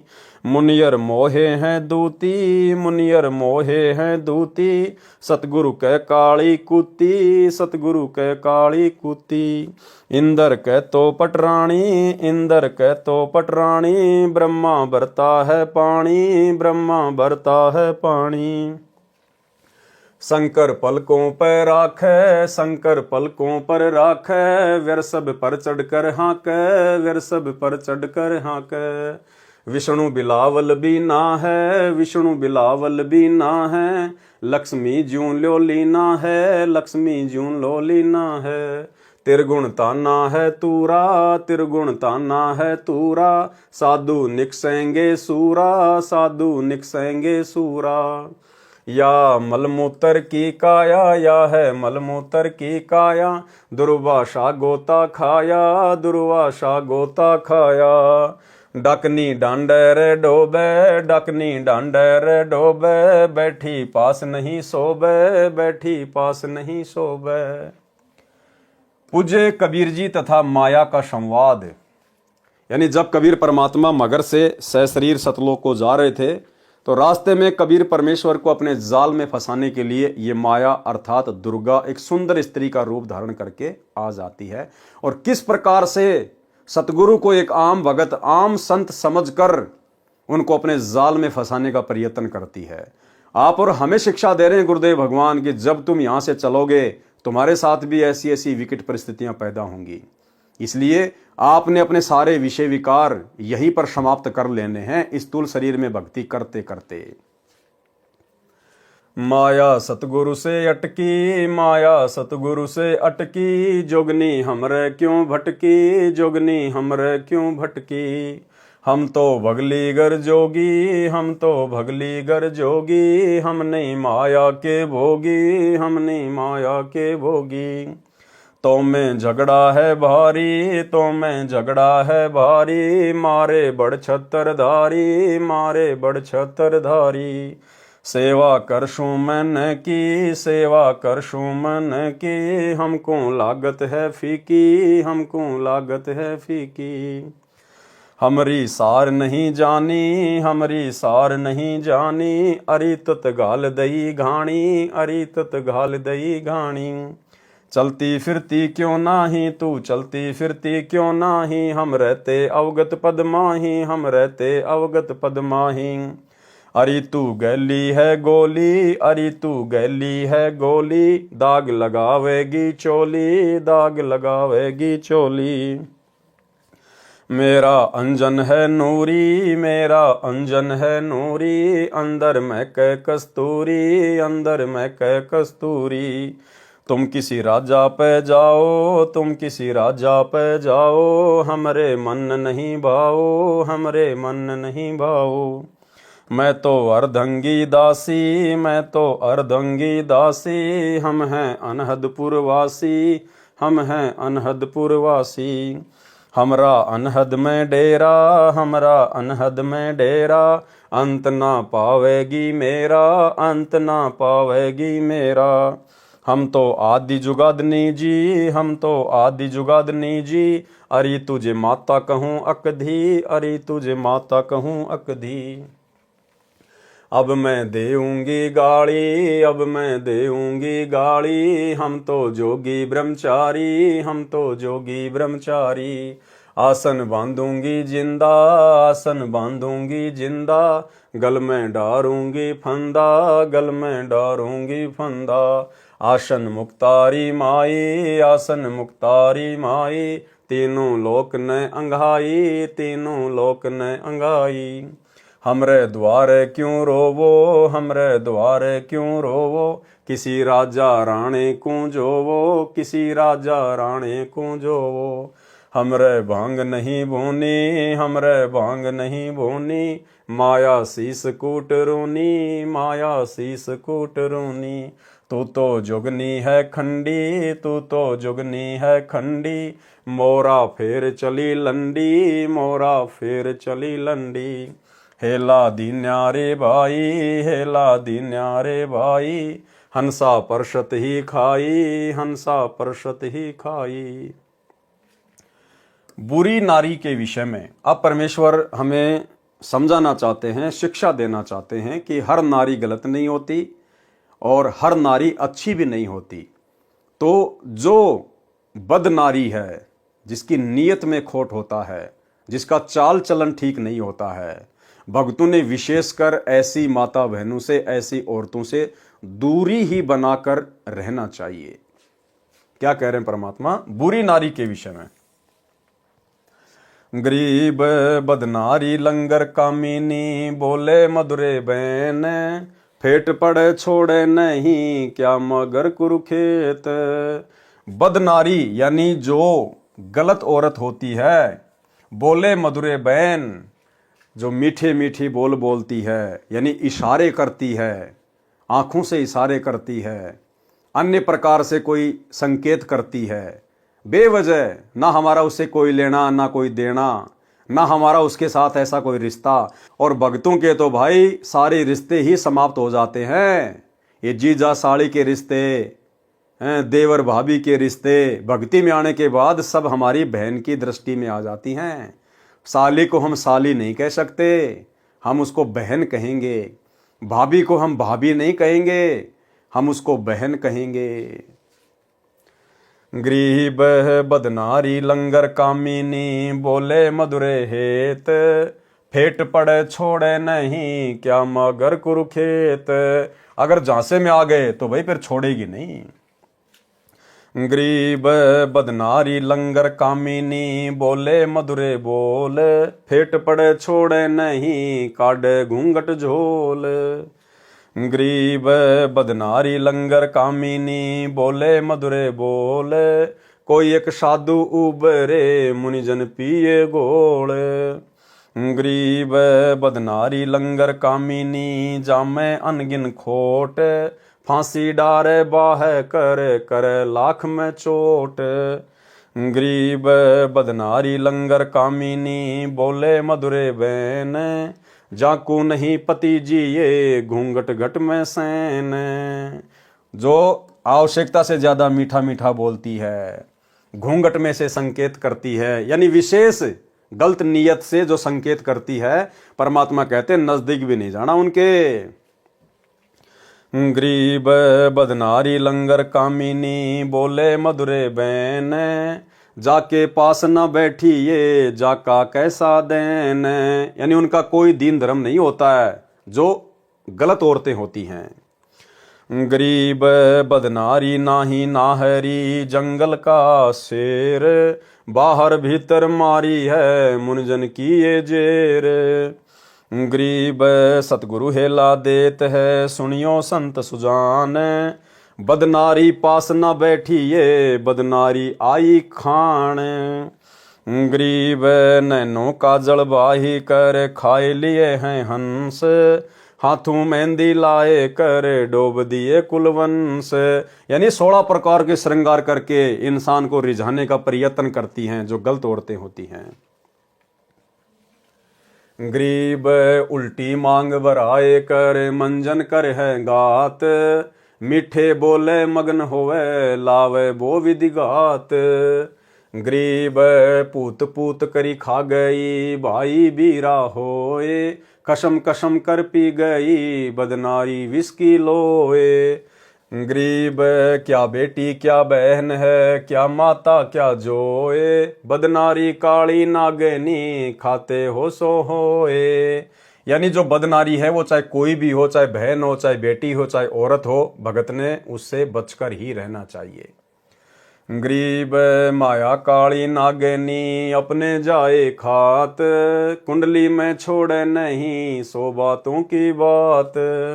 गरीब कुंडली में से निकले रैदास संग दत्त कबीर, सुखदेव ध्रुव प्रहलाद से नहीं निकले रणधीर। गरीब कुंडली में से निकले सुल्तानी बाजीद, गोपी चंदना भरथरी, लाई डाक फरीद। यानी ये जो रविदास जी हैं और जो ये दत्तात्रेय जी हैं, भगत सुल्तान है और ये बाजीद है, ये केवल माया से इतने बाहर निकले हैं कि परमेश्वर इनको मिले और इनको परमेश्वर ने अपनी शरण में ले लिया, इनको शत भक्ति दे दी और इनको काल के जाल से बाहर निकाल लिया। और वर्तमान समय में परमेश्वर इन सभी आत्माओं को फिर से मनुष्य जन्म देंगे और फिर से इनको भक्ति पे लगाएंगे, यानी इनको काल के हाथों में नहीं जाने दिया परमात्मा ने। गरीब जनक विदेही नहीं उबरे, नागनी बंदी डाढ़, नानक दादू उबरे, ले सतगुरु की आड़।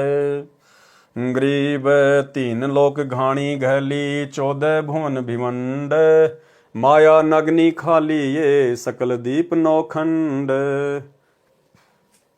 गरीब बदनारी काली नागनी, देखत ही डस जाए, बोले से तब खंड होए, पर से सब कुछ जाए। क्या कह रहे हैं परमात्मा? बदनारी काली नागनी, देखत ही डस जाए डस खाए, और बोलने से तप खंड होए। अगर किसी बदनारी से हम बातचीत भी करते हैं, उसके साथ में बातचीत करने मात्र से हमारा तप यानी भक्ति खंडित होगी, हमारे विचारों में मलिनता पैदा होगी, वो अपना प्रभाव जमाने का प्रयास करेगी, काल अपना जाल उसके माध्यम से हमारे ऊपर फेंकने का प्रयास करेगा। इसलिए गुरुदेव भगवान कहते हैं, जो माता बहनें जिनकी नीयत सही नहीं होती है, भाई उनके हाव भाव से, उनके बोलचाल से ही व्यक्ति को पता चल जाता है। तो गुरुदेव भगवान कहते हैं, ऐसी औरतों से भगत ने दूर ही रहना चाहिए, उनसे बातचीत भी नहीं करनी चाहिए, बातचीत भी, अन्यथा तुम्हारा तप खंड होगा यानी भक्ति खंड होगी। और यदि आपने उनके साथ में संबंध बना लिए, पर से सब कुछ जाए, अगर आपने शारीरिक संबंध बना लिए तो आपका धर्म कर्म सब कुछ नष्ट। गरीब बदनारी काली नागनी, देखत ही डस खाए, बोले से तप खंड होए, पर से सर्वस जाए। गरीब बदनारी काली नागनी, मारत है भरी डंक, सुनर मुनिजन डस लिए, खाए राव और रंक। गरीब बदनारी काली नागनी, मारत है भरी डंक, शब्द गारड़ू जो मिले, जाकू कछु न संख। गरीब नाग दमन को नमत है, गाली पिटारे खेल, साचा सतगुरु गारड़ू, लहरी ने व्याप पेल। गरीब कामी कोयला हो गया, चढ़े न दूजा रंग, पर नारी स्यों बंध गया, कोटि कहो प्रसंग। जिसको दूसरी औरतों का रंग चढ़ गया है, यानी जो व्यक्ति अपनी आदतों से मजबूर है, विषय वासनाओं में बुरी तरह से गैर औरतों के साथ में बंधा हुआ है, कहते हैं उसको चाहे आप कितने ही सत्संग सुना दो, कितनी ज्ञान की बातें बता दो, उसके एक भी समझ में नहीं आएगी। गरीब कामी कोयला हो गया, चढ़े न दूजा रंग, पर नारी सू बंध गया, कोटि कहो प्रसंग। गरीब पर नारी ना परसिए, मानो शब्द हमार, भवन चतुर्दशतास पर त्रिलोकी का भार। पर नारी के साथ यदि आपने शारीरिक संबंध बनाए तो परमात्मा कहते हैं 3 लोक का भार आपके ऊपर रख दिया जाएगा। गरीब पर नारी ना परसिए, सुनो शब्द सल्तनत, धर्मराय के खंभ से अर्धमुखी लटकंत। गरीब आवत मुख नहीं देखिए, जाति की नहीं पीठ, क्या अपनी क्या और की, सब ही बदनारी अंगीठ। एक भगत के अंदर विशेष लक्षण होना चाहिए। परमात्मा कह रहे हैं कि सामने से यदि कोई बहन बेटी आ रही है तो भगत ने उसकी मुंह की तरफ नहीं देखना चाहिए। अगर स्वाभाविक ध्यान अगर चला जाए तो कोई बात नहीं, लेकिन एक टक भगत ने नहीं देखना चाहिए उसकी तरफ। और जैसे ही वो आपको पास कर जाए तो आपने पीछे मुड़ के उसकी पीठ की तरफ नहीं देखना चाहिए। ये परमात्मा ने एक भगत का लक्षण बताया, अन्यथा आपके मन में दोष आएगा। हजरत मोहम्मद जी ने अपने फॉलोवर्स को शिक्षा दी थी और कहा था कि पहली नजर इंसान की, आपकी नजर पहली बार में किसी भी चीज पर जा सकती है क्योंकि आपको मालूम नहीं है कहां क्या है। पहली नजर इंसान की और दूसरी नजर शैतान की। और उसके बाद यदि आपने विषय वासना में आके या लोभ लालच में आके अगर उस चीज की तरफ देखा है दोबारा से, तो फिर वो शैतान की नजर है, वो काल का जाल है फिर। तो परमात्मा कहते हैं कोई बहन बेटी अगर सामने से आ रही है तो हमने उसके चेहरे की तरफ नहीं देखना चाहिए, अपना नीची गर्दन करके, नीची नजरें करके हमने एक सहज भाव में हमने आगे बढ़ना है। और जैसे वो बहन बेटी हमारे को पार कर जाए तो फिर भगत ने पीछे मुड़ के नहीं देखना चाहिए उसकी तरफ, उसकी पीठ की तरफ नहीं देखना चाहिए भगत ने।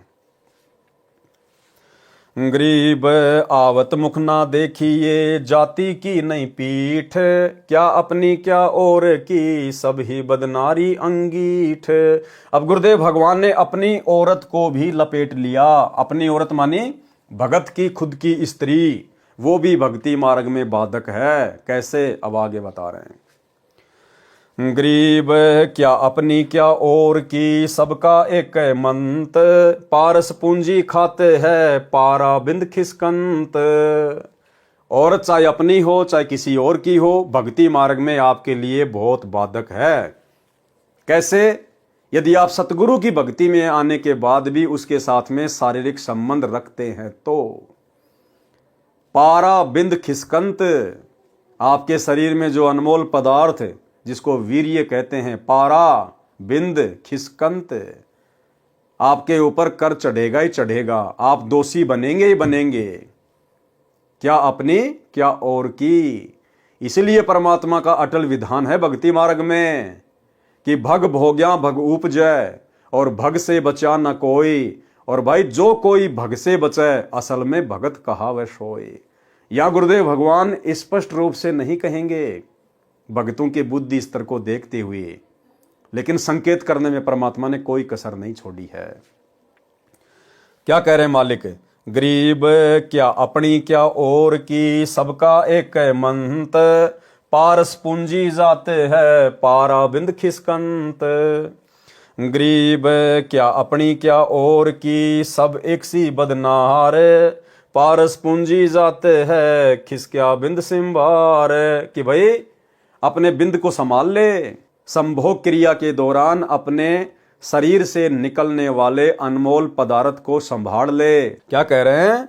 गरीब क्या अपनी क्या और की, सब सी एक बदनार, और पारस पूंजी जात है खिस्ता बिंद सिंभार। गरीब बोलूंगा निष्पक्ष हो जो चाहे सो कीन, क्या अपनी क्या और की, सब ही बदनारी मलिन। कि भाई जो बदनारी होती है, जो गलत औरत होती है, वो क्या अपनी क्या किसी और की, दोनों भक्ति मार्ग में बाधक होती है। अब परमात्मा ने यहां पर बदनारी शब्द यूज कर दिया ताकि भगत को सीधा सीधा बुरा ना लगे। जबकि भाई और बहनों, परमात्मा ने यह भी कहा है कि आग पराई आपनी हाथ दिए जल जाए, नारी पराई आपनी भोगे सब कुछ जाए। तो समझदार को तो भाई संकेत ही काफी है, समय थोड़ा है, और यदि भक्ति सफल करनी है अपने आप को इस कुकर्म से दूर कर लो। परमात्मा कहते हैं निष्पक्ष होके बोलूंगा, चाहे किसी को अच्छा लगे चाहे बुरा लगे। गरीब बोलूंगा निष्पक्ष हो जो चाहे सो कीन, चाहे भक्ति करो चाहे छोड़ो, अच्छा कहो चाहे बुरा कहो, गुरुदेव कह रहे हैं निष्पक्ष होके बोलूंगा। और क्या अपनी क्या और की, सब ही बदनारी मलिन। नेक नारी की महिमा। अब जो स्त्रियां अच्छी हैं उनके विषय में भी परमात्मा कह रहे हैं, उनकी प्रशंसा कर रहे हैं। जिन स्त्रियों के गर्भ से बड़े बड़े महापुरुषों का जन्म हुआ है, परमेश्वर उनकी प्रशंसा भी कर रहे हैं। भले ही उनके गर्भ से बड़े बड़े महापुरुषों का जन्म हुआ है, लेकिन भक्ति मार्ग में तो भैया वो भी अपने पतियों के लिए बाधित ही सिद्ध होती हैं, यदि वे उस कुकर्म से दूर नहीं हटती हैं। तो प्रशंसा करने का मतलब ये नहीं कि गुरुदेव ने प्रशंसा कर दी तो ठीक, अब कोई दिक्कत नहीं है। जो नियम है भक्ति के वो तो सबके लिए हैं। नेक नारी की महिमा। गरीब नारी नारी भेद है, एक मैली एक पाख, जा उदर धूरु उपजे जाकी भरिए साख। गरीब कामनी कामनी भेद है, एक मैली एक पाख, जा उदर प्रहलाद थे जाकू जोड़ू हाथ। गरीब कामनी कामनी भेद है, एक उज्जवल एक गंध, जा माता प्रणाम है जा बरथरी गोपी चंद। गरीब कामनी कामनी भेद है, एक हीरा एक लाल, दत्त गुसाई अवतरे अनसुईया के नाल। गरीब कामनी कामनी भेद है, एक रोंज एक हंस, जनक विदेही अवतरे धन्य माता कुलवंश। गरीब नारी नारी क्या करे, नारी बहुगुण भेव, जा माता कुर्बान है जा उपजे सुखदेव। गरीब नारी नारी क्या करे, नारी कंचन कूप, नारी सेती उपजे नामदेव से भूप। गरीब नारी नारी क्या करे, नारी भक्ति विलास, नारी सेती उपजे धना भगत रैदास। गरीब नारी नारी क्या करे, नारी कंचन सींद, नारी सेती उपजे बाजिद और फरीद।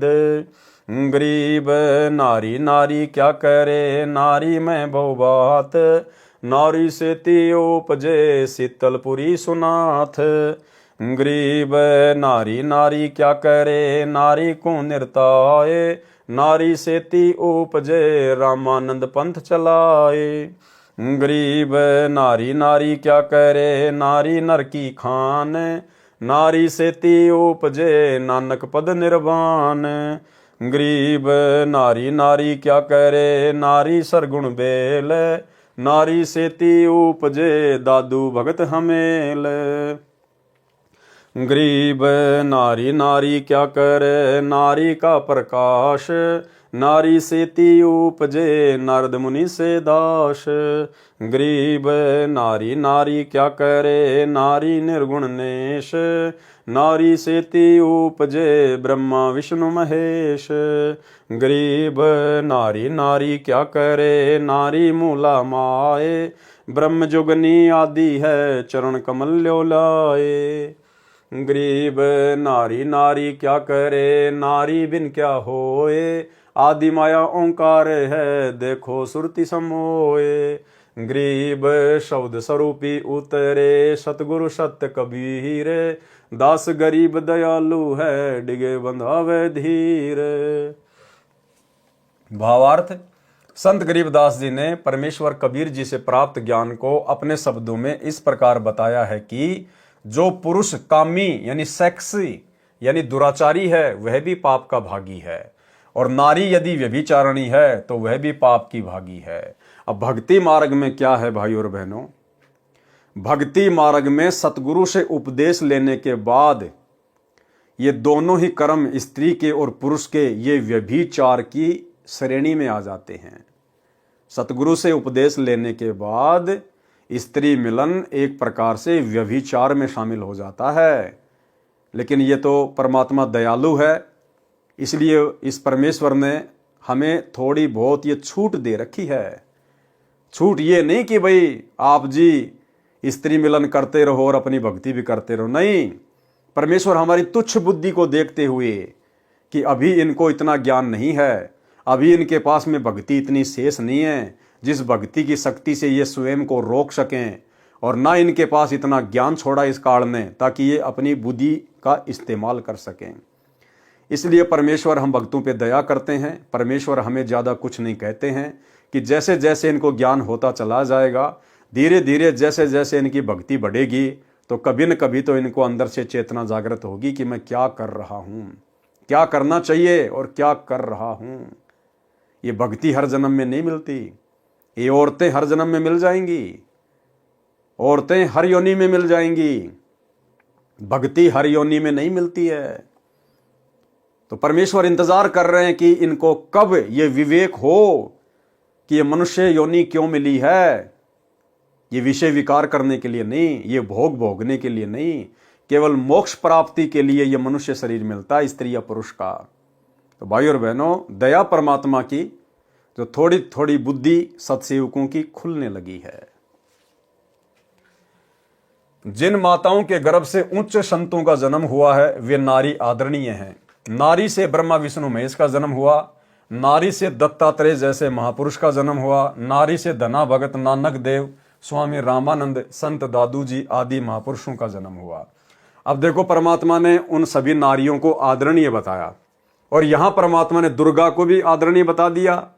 वे नारी आदरणीय हैं। नारी से ब्रह्मा विष्णु महेश का जन्म हुआ। अब ये दुर्गा ही तो सारा यहां पर बखेड़ा फैलाई हुए बैठी है, लेकिन इस प्रसंगवश गुरुदेव ने केवल दुर्गा को यहां पर आदरणीय कहा है, जिससे ब्रह्मा विष्णु महेश का जन्म हुआ है। बाकी जीवों को यही फंसाती है, तरह तरह के रूप बना के यही ऊपर जाने वाली आत्माओं को फंसाती है अपने मोह जाल में। तो इसका मतलब भाई और बहनों, आप और हमने यदि बचना है तो सतगुरु के वचनों को ध्यान में रख के भक्ति करनी होगी। सतगुरु के वचनों को ध्यान में रख के। गरीब नारी नारी क्या करे, नारी नर की खान, नारी से ती उपजे नानक पद निर्वाण। भावार्थ, नारी नारी के पीछे क्यों पड़े हो, नारी तो नर की खान है। खान का भावार्थ है कि 100 पुत्रों को जन्म एक नारी ने दिया है, यदि नारी ना होती तो नारी को जो बुरी कहते हैं वे कहां से जन्म लेते। अब देखो क्या कह रहे हैं आगे परमात्मा।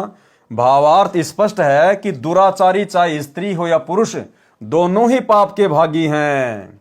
दुराचारी चाहे स्त्री हो या पुरुष दोनों ही पाप के भागी हैं। और भक्ति मार्ग में उपदेश लेने के बाद स्त्री मिलन भी व्यभिचार है। यदि भक्ति करते हैं तो उनके पाप क्षमा हो जाते हैं। अगर भक्ति करते हैं तो उनके पाप क्षमा हो जाते हैं। कौन से पाप? नाम उपदेश लेने से पहले आपने जो भी दुराचार किए, जो भी कुकर्म किए, वो परमात्मा साफ कर देता है। उपदेश लेने के बाद यदि आप फिर से उन्हीं कुकर्मों में लिप्त हो जाओगे तो भाई वो परमात्मा कैसे धोएगा। यदि भक्ति करते हैं तो उनके पाप क्षमा हो जाते हैं। अगर कोई ये सोचे कि भाई हमने तो उपदेश ले लिया और गुरु जी ने तो कह दिया कि जो भक्ति ले लेते हैं उनके पाप कर्म क्षमा हो जाते हैं, तो हमें कोई दोष नहीं है, हम तो भक्ति कर रहे हैं, गुरु जी ने कह दिया, तो फिर इसका मतलब भाई फिर ये दुराचार छोड़ेंगे कब? फिर हम इस कुकर्म को छोड़ेंगे कब? परमेश्वर की वाणियों को समझने की आवश्यकता है। सतगुरु से उपदेश लेने के बाद स्त्री मिलन दुराचार की श्रेणी में आता है।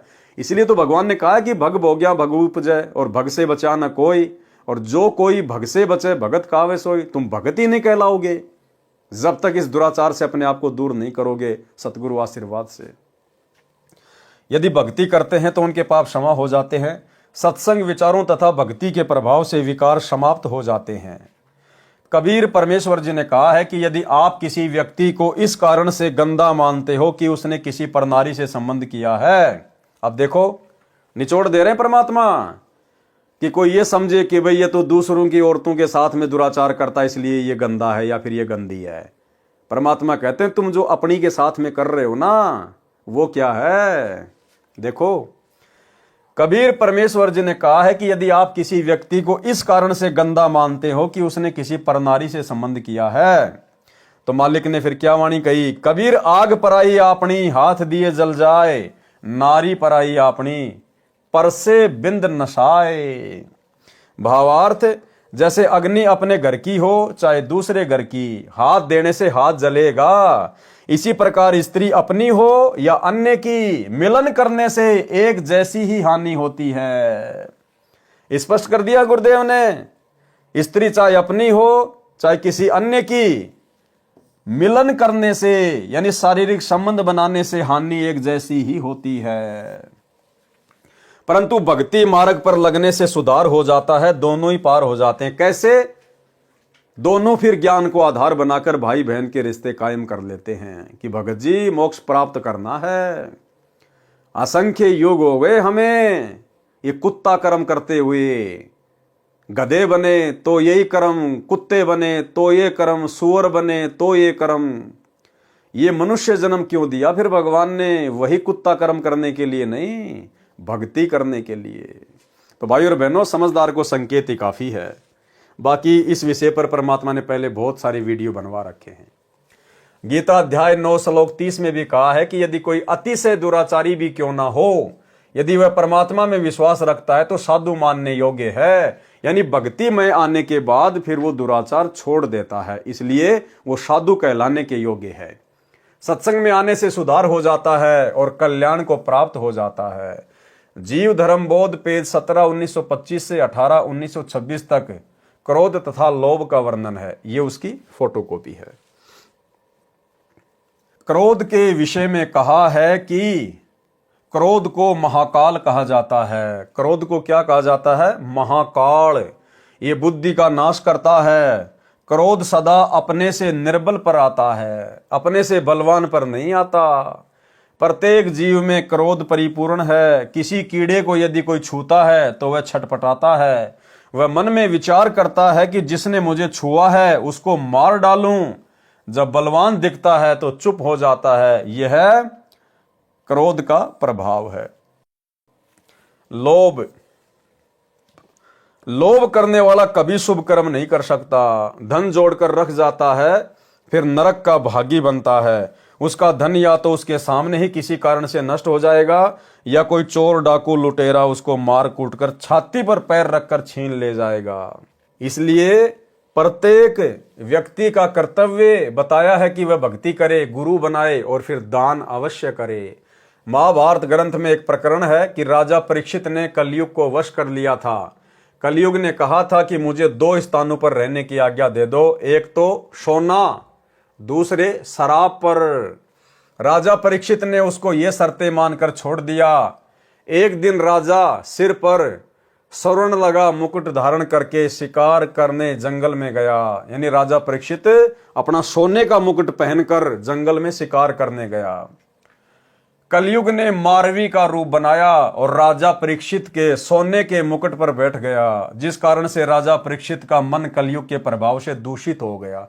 इसलिए गुरुदेव भगवान ने स्पष्ट मना किया है अपने सत्संगों में कि किसी भी उपदेशी ने, चाहे स्त्री हो या पुरुष हो, सोने के आभूषण नहीं पहनने, चांदी के आभूषण नहीं पहनने, स्पष्ट मना किया है, क्योंकि इसमें काल का प्रवेश है। आपकी बुद्धि को कभी भी ठीक ठिकाने नहीं रहने देगा। आप चाहे कितने पाठ करवा लो, कितनी ज्योति करवा लो, कितने सत्संग सुन लो, जब तक आप सतगुरु की पूर्ण मर्यादा में नहीं हो, एक एक वचन में नहीं चलोगे, अपने नाक में, कानों में, हाथों में, अंगुलियों में सोने चांदी के आभूषण धारण करके रहोगे, चाहे इतना सा ही क्यों ना पहनो, आपके सिर पर काल बैठा रहेगा। जिस कारण से राजा परीक्षित का मन कलयुग के प्रभाव से दूषित हो गया। राजा ने एक भिंडी नाम के ऋषि से जंगल से बाहर जाने का मार्ग पूछा। ऋषि साधना में लीन था, सुना नहीं, जिस कारण से कोई उत्तर नहीं दिया। राजा ने एक मरा हुआ सर्प शरारतवश ऋषि के गले में डाल दिया। ऋषि का पुत्र बच्चों में खेल रहा था। बच्चों ने उसे बताया कि राजा परीक्षित ने आपके पिता के गले में सर्प डाल दिया है। ऋषि के बच्चे ने श्राप दे दिया कि आज से 7वें दिन परीक्षित राजा को तक्षक सर्प डसेगा, उसकी मृत्यु हो जाएगी। ऐसा ही हुआ। इसलिए भक्तों को चाहिए कि वे सोने का प्रयोग कभी ना करें। आदेश भाई और बहनों, हमने गुरुदेव के प्रत्येक आदेश को फॉलो करना पड़ेगा, प्रत्येक आदेश को, नहीं तो हम भक्ति मार्ग पर सफल नहीं हो सकते। ये कोई बच्चों का खेल नहीं चल रहा वर्तमान में। सारी सृष्टि को रचने वाला सर फट जाए अगर ये समझ में आ जाए कि वो धरती पे प्रकट है, और पिछले 10 साल से हिसार जेल में बैठा हुआ है आप और हमारे लिए, हमें भगत बनाने के लिए। ये नकली हार श्रृंगार उतरवाकर भक्ति के 16 श्रृंगारों से परिपूर्ण करने के लिए। लेकिन भक्ति के श्रृंगार तो उस समय हमारे ऊपर पहनाएगा जब हम ये नकली सोने चांदी के हार श्रृंगार उतारेंगे। स्पष्ट आदेश कर दिया गुरुदेव ने। इसलिए भक्तों को चाहिए कि वे सोने का प्रयोग कभी ना करें। ये आदेश हो गया गुरु जी का। आदेश वो ही नहीं है जो फार्म पे लिखे होते हैं। गुरुदेव भगवान कहते हैं वो तो भक्ति के शुरुआती नियम है, ताकि तुम लोग ज्यादा नियम देखकर कहीं जो है बिदक ना जाओ। वो तो भक्ति पर लगाने के लिए शुरुआती नियम है। बाकी जैसे जैसे सत्संग सुनते चले जाएंगे, नए नए नियम आपके सामने आते चले जाएंगे। इसीलिए तो परमात्मा ने संग का समाधान नाम की पुस्तक लिखवाई है, जिसमें तकरीबन 200 नियम है, 200 नियम। अब बताओ भाई और बहनों, कोई कैसे फॉलो कर लेगा वो 200 नियम? इसीलिए तो लोगों को साथ संगति अच्छी नहीं लगती है। ये साथ संगति की बातें लोगों को कांटे की तरह चुभती है, क्योंकि भगत कोई बनना नहीं चाहता। सतगुरु के प्रत्येक वचन पर रहकर भक्ति कोई करना नहीं चाहता। कोई आता भी है तो थोड़े दिनों में फिर भाग जाता है, क्योंकि परमात्मा कहते हैं संत सूरमा शेर है, गरजे और गाजे, बाकी दुनिया तो भेड़ है, बिदके और बाजे। छोड़ छोड़ भाग जाएंगे साथ संगति को। कोई सूरमा, कोई सूरवीर ही रुकेगा इस मार्ग पर। तो स्पष्ट आदेश है गुरुदेव भगवान का। और एक छोटा सा सत्संग जो दास आप जी को बार बार सुनाता है, परमात्मा ने उस सत्संग में भी अपने मुख कमल से स्पष्ट कह रखा है कि क्या फायदा इस सोने का, इस आभूषण का।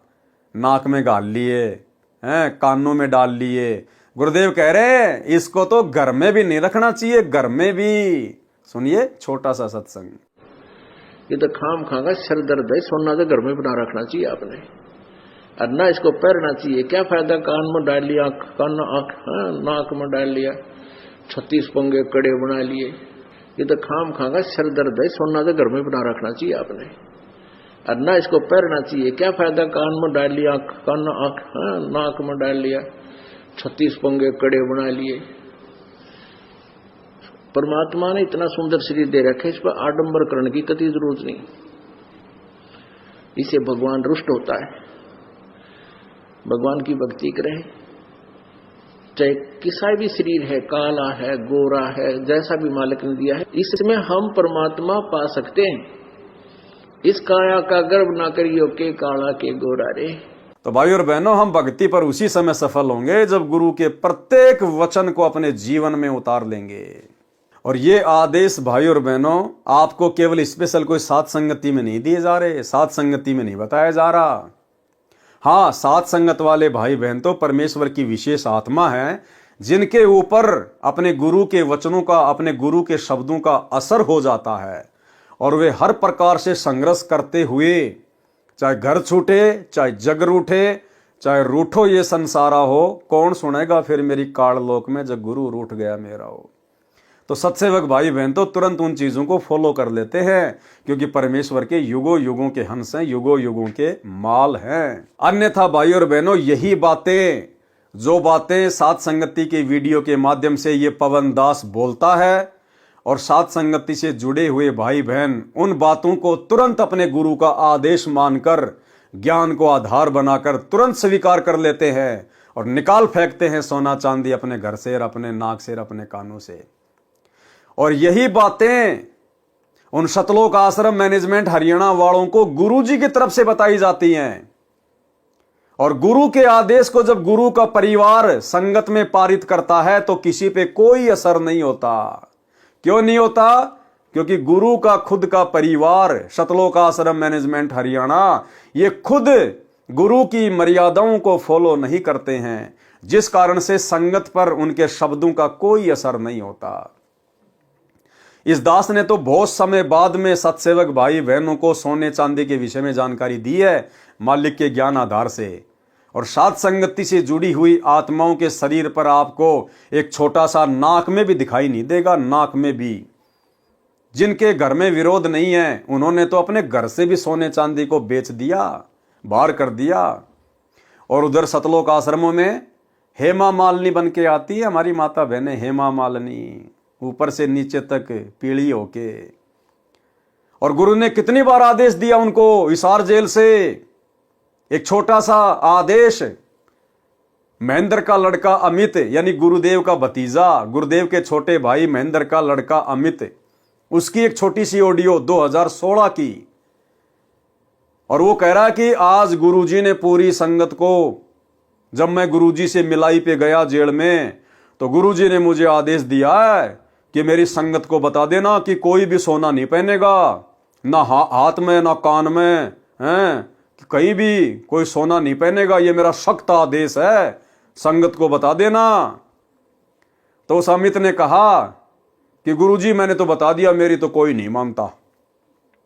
उस अमित ने गुरुजी से कहा कि गुरुजी मेरी कोई नहीं मानता। अरे मानेंगे कैसे जब तुम नहीं मान रहे? राजनीति तुमने कर दी, अपने गुरु की मानी। स्टेडियम तुमने बना दिए, अपने गुरु की मानी। हॉस्पिटल का काम तुमने शुरू कर दिया, अपने गुरु की मानी।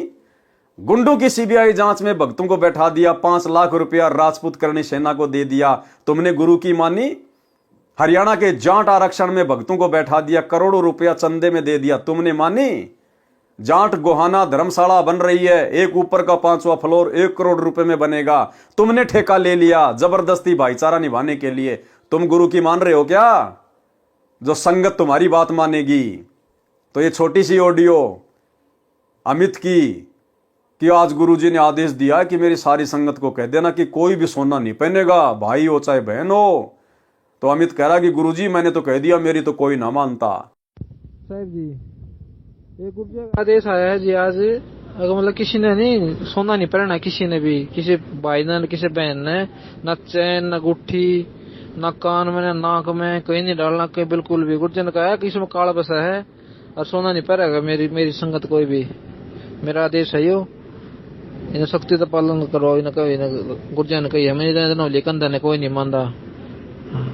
गुरुजी ने को सोना नहीं पहनेगा कोई भी आज के बाद। साहब जी, एक गुर्जर का आदेश आया है जी आज, अगर मतलब किसी ने नहीं सोना नहीं पहनना, किसी ने भी, किसी भाई ने किसी बहन ने, न चैन न गुट्ठी, न कान में न नाक में कहीं नहीं डालना, कहीं बिल्कुल भी। गुर्जर ने कहा कि इसमें काला बसा है और सोना नहीं पहनेगा मेरी संगत कोई भी। मेरा आदेश है यो, इन्हें सख्ती से पालन करो। इन्हें कहो, इन्हें गुर्जर ने कही हमें लेकिन ने कोई नहीं मानता। गुर्जर को सोना नहीं पहनेगा कोई भी आज के बाद। तो भाई और बहनों, इससे स्वयं सिद्ध है कि ये लोग खुद मर्यादा में नहीं है, इसलिए इन लोगों के शब्दों का संगत पे असर नहीं होता। अन्यथा इधर सात संगति के माध्यम से जो भी संदेशा दिया जाता है ज्ञान आधार से, भाई बहन तुरंत विचार करके कि ये जो आदेश दिया जा रहा है हमारे पवन भाई के द्वारा, ये हमारे गुरुजी के सत्संगों से मेल खाता है या नहीं खाता है, ये ज्ञान आधार से उचित है या नहीं है। यदि सत्संगों से मेल खाता है और ज्ञान आधार से उचित है और भक्ति में सहयोगी है, भाई बहन उसको तुरंत फॉलो कर लेते हैं, तुरंत फॉलो। ये होता है शब्दों का असर। तो यहां गुरुदेव स्पष्ट कर रहे हैं। इसलिए भक्तों को चाहिए कि वे सोने यानी गोल्ड का प्रयोग कभी ना करें। अब प्रयोग ही नहीं करना तो फिर घर में रख के क्या करना भाई? अरे जब प्रयोग ही नहीं करना है तो घर में भी रख के क्या करना है? फिर काम क्या आएगा जब उसका प्रयोग ही नहीं करना? तो घर से भी निकालो, बेच दो उसको अपने घर के कार्य में, या परमात्मा को दान धर्म में वो पैसा यूज लीजिएगा। फिर कहा है कि मुसलमान धर्म में भी कहा है कि सोने में शैतान का निवास है। इबलिस का नाम शैतान बताया है। वह कहता है कि जो सूम यानी कंजूस, जो धर्म नहीं करता, वह मेरा मित्र है, उसको नरक लेकर जाऊंगा। देखो मुसलमान धर्म का भी बता दिया गुरुदेव ने कि मुसलमान धर्म में भी कहा गया है कि सोने में शैतान का निवास है। परमेश्वर कबीर जी ने कहा है कि यदि जब तब साधु भी करता है और दक्षिणा से पुण्य नहीं करता तो उसका वह प्रयत्न व्यर्थ है। जो कछु पाप करे सो दाता, दान किए सो सकल निपाता। दान से पाप नष्ट हो जाते हैं। सभी धर्मों का यही मत है कि जो लोभ करता है, दान नहीं करता, वह नरक में गिरता है। मोह, जिस परिवार में प्राणी जन्म लेता है उसी में मोह हो जाता है। संपत्ति, माता पिता, भाई बहन, फिर पति पत्नी तथा संतान के मोह में जकड़ जाता है। जब सतगुरु मिलता है तो सर्व ज्ञान हो जाता है। फिर केवल अपना फर्ज तथा कर्ज जानकर सांसारिक कर्म करता है तथा भक्ति तथा शुभ कर्मों पर अधिक धन लगाता है। इस प्रकार उपरोक्त विकारों से छुटकारा पाकर कल्याण को प्राप्त होता है। जीव धर्मबोध पेज 20 से 28 तक का सारांश। कर भला हो भला, करे बुरा हो बुरा। परमेश्वर कबीर जी ने कहा है कि कर भला यानी दूसरे का भला करने से अपना भला होता है, दूसरे का बुरा करने से अपना बुरा होता है। उदाहरण, एक सेठ के पास एक बैल था, उसके ऊपर सामान लादकर बाजार ले जाया करता था। पुराने जमाने में ऐसे ही सामान लाने ले जाने की सुविधा होती थी। उस समय बैलगाड़ी का विकास नहीं हुआ था। व्यापारी लोग बैलों पर गधे की तरह बोरा यानी थैला रखकर सामान का लाना ले जाना करते थे। उस सेठ के पड़ोस में एक धोबी रहता था। उसके पास एक गधा था। गधा कभी कभी ऊंचे स्वर में बोलता था। सेठ माया का जोड़ करता था। गधा बोलने लगता, सेठ गिनती भूल जाता। सेठ कहता था कि धोबी का गधा मर जाए तो शांति हो जाए। एक दिन सेठ का बैल मर गया। फिर वह मोगल नामक सेठ परमात्मा को दोष देने लगा कि हे भगवान, तूने ये क्या किया? एक किसान दूसरे किसान की फसल खेत के बीच से काटकर अपने घर ले जाता था। दूसरा किसान उसकी फसल की रखवाली अपनी फसल के साथ साथ करता था। कोई पशु उसके खेत में फसल खाने के लिए घुस जाता तो दूसरा किसान उसकी फसल से आवारा पशु को निकालता था। जो चोरी करता था उसकी फसल को रोग लग गया। दूसरे किसान की फसल सामान्य से अधिक निकली। तब उस चोर को एहसास हुआ तथा अपनी गलती मानी।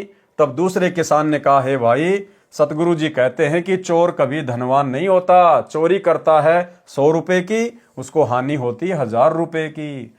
उसको जिसके धन की चोरी चोर करता है उसको परमात्मा अधिक देता है। इस प्रकार भला करने वाले का भला तथा बुरा करने वाले का बुरा होता है। ये जीव धर्मबोध है, पेज नंबर 1995। ये कुछ वाणियां लिखी हैं परमात्मा ने। कर्म बंधन तथा छुटकारा। भावार्थ, परमेश्वर कबीर जी ने बताया है कि सर्व प्राणी कर्मों के वश जन्मते मरते तथा कर्म करते हैं। कर्मों के बंधन को सतगुरु छुड़ा देता है। तो भाई और बहनों, आज के वीडियो में केवल इतना ही। गुरुदेव भगवान के आशीर्वाद से कल रात्रि 8 बजे फिर से एक नए वीडियो की तरफ आगे बढ़ेंगे। परमेश्वर के आशीर्वाद से कुछ न कुछ नया हमें सीखने को मिलेगा। और भाई और बहनों, पूज्य गुरुदेव जी के कर कमल से लिखित इन पवित्र ग्रंथों को पढ़ने या सुनने का वास्तव में लाभ उसी समय है जब हम गुरुदेव के प्रत्येक वचन को, प्रत्येक शिक्षाओं को अपने आध्यात्मिक जीवन में साथ साथ लागू भी करते चलें, इनके ऊपर अमल भी करते चलें, तभी हमारा मोक्ष संभव है। अन्यथा सुनने से और सुनाने से कोई फायदा नहीं होने वाला है। तो आज के वीडियो में केवल इतना ही। कल रात्रि 8 बजे फिर से जुड़िए। तब तक गुरुदेव भगवान हम सभी को आज्ञा दें, इजाजत दें, आशीर्वाद दें। बंदी छोड़ सतगुरु रामपाल जी भगवान की जय हो।